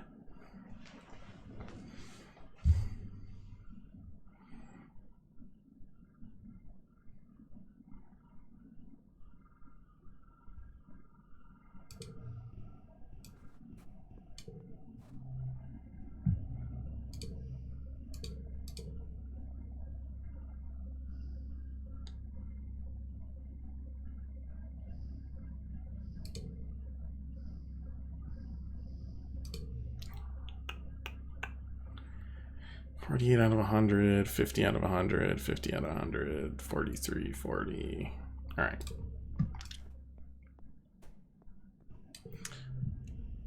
Wait. Not there. Here. 42, 40, animals. Sports ball gives us, what, some bravery? We're almost on bravery, so that kind of makes sense. Red is on the lookout for lookouts. That is, for kids to chill on top of the walls all afternoon in Camsinos. Sounds way better than going to class. Gives you a once-over. Alright, look over there at the end of the field. What does that sign say? I will read it out loud. If you can read this, your eyesight is 20/20. Huh, what a weird sign. Good, you pass. Come back next month, put you on the roster. Okay, yeah, it's good to know. For the future. Oh, sports ball does not count. Huh. 1, 2,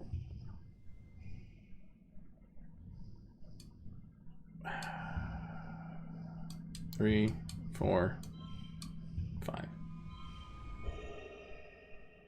Sure. Not great, but it works. It's my birthday again. You wake from a night of blissfully peaceful dreams. No nightmares, no premonitions, just a pleasant feeling of contentment. You stretch your arms over your head, blinking in the watery, quiet sunlight that seeps through the porthole window. Things are always changing on Vertomna, but you can't help but feel like things are changing for yourself, too. Not just your body, but your mind, your emotions, your future. 14 is going to be my year. Parents have been working around the clock since the last attack, trying to get the fields right again in time for this year's planting. Sparks snow has already started falling, and every day they come home complaining about having to clear it. They ask you to ping them when you're awake so you can share birthday breakfast in your quarters instead of sitting shoulder to shoulder with everyone else during breakfast service in the canteen. Fire them a message, lie back in your bunk, watching dust motes float lazily in the light. After a minute, there's a knock. It's Antecedent. She sweeps into your room with a bustle of skirts and shawls and sits down on your bunk. Look at you. Happy birthday, beautiful. 14 years old. She leans in and gives you a motherly kiss on the forehead. It's been years since she took care of you in the children's creche, but all the kids still call her auntie and think of her as a close relative. Her sweet baking bread smells as comforting as it ever was. She sits back and takes one of your hands in both of hers. Last night, ever since I held you in my arms as a baby, I knew you were so special, so important. I'm becoming a young man, but I want you to know I'll always, always be here for you, just like your mom and dad. I don't need another smart for my age. Antecedents love. We're just gonna say a thanks. She smiles and tucks an unruly lock of hair behind your ear. Guess you're old enough to call me Aunt Anne now, if you like, or even just Anne.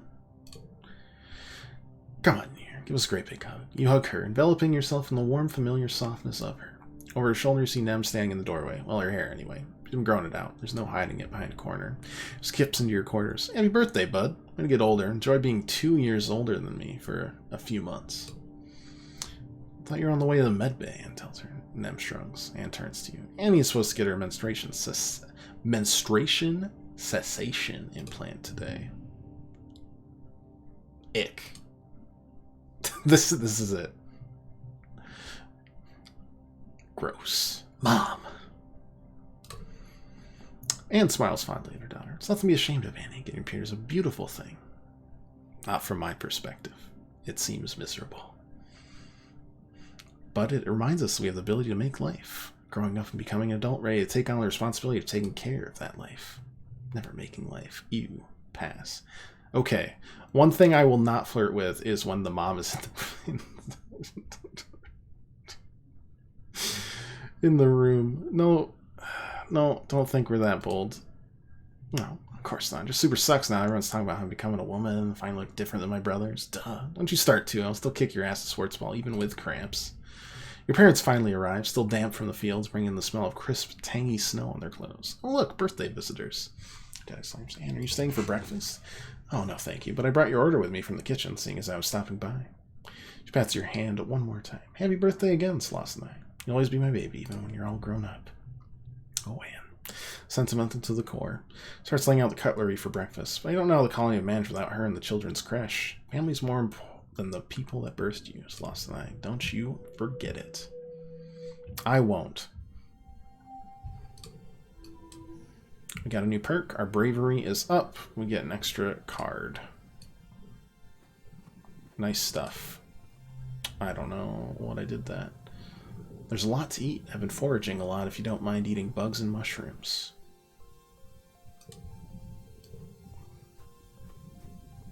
He looks like he's about to ask me if I know 5 Nirvana songs because I was caught wearing a Nirvana shirt. And Smells Like Teen Spirit doesn't count. Alright, well, I am full rebellion because I'm a teenager. I'm not too stressed out. Got some friends. Everything's squelchy. And I got a cool fungi spider tentacle.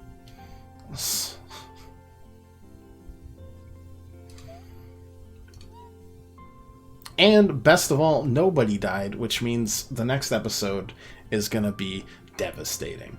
I'm very excited. This has been really fun, and I hope you guys have been enjoying it. We'll be back with ages 14 and up. Sounds like a video game rating system. And hopefully no one will have serious issues, but it feels like this colony is... it's not on its last gasp, but things are a lot worse than people are actually telling us. But it's fine. It's all good. No big issues here. But that'll have to wait till Thursday. So, until next time, thanks for watching. If you'd like to leave a follow or just come back, hang out any other time you want.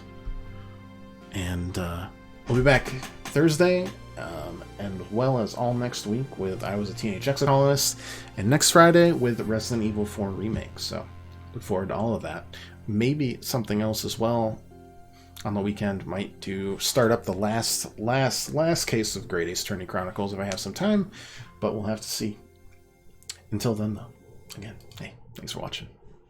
Doodles.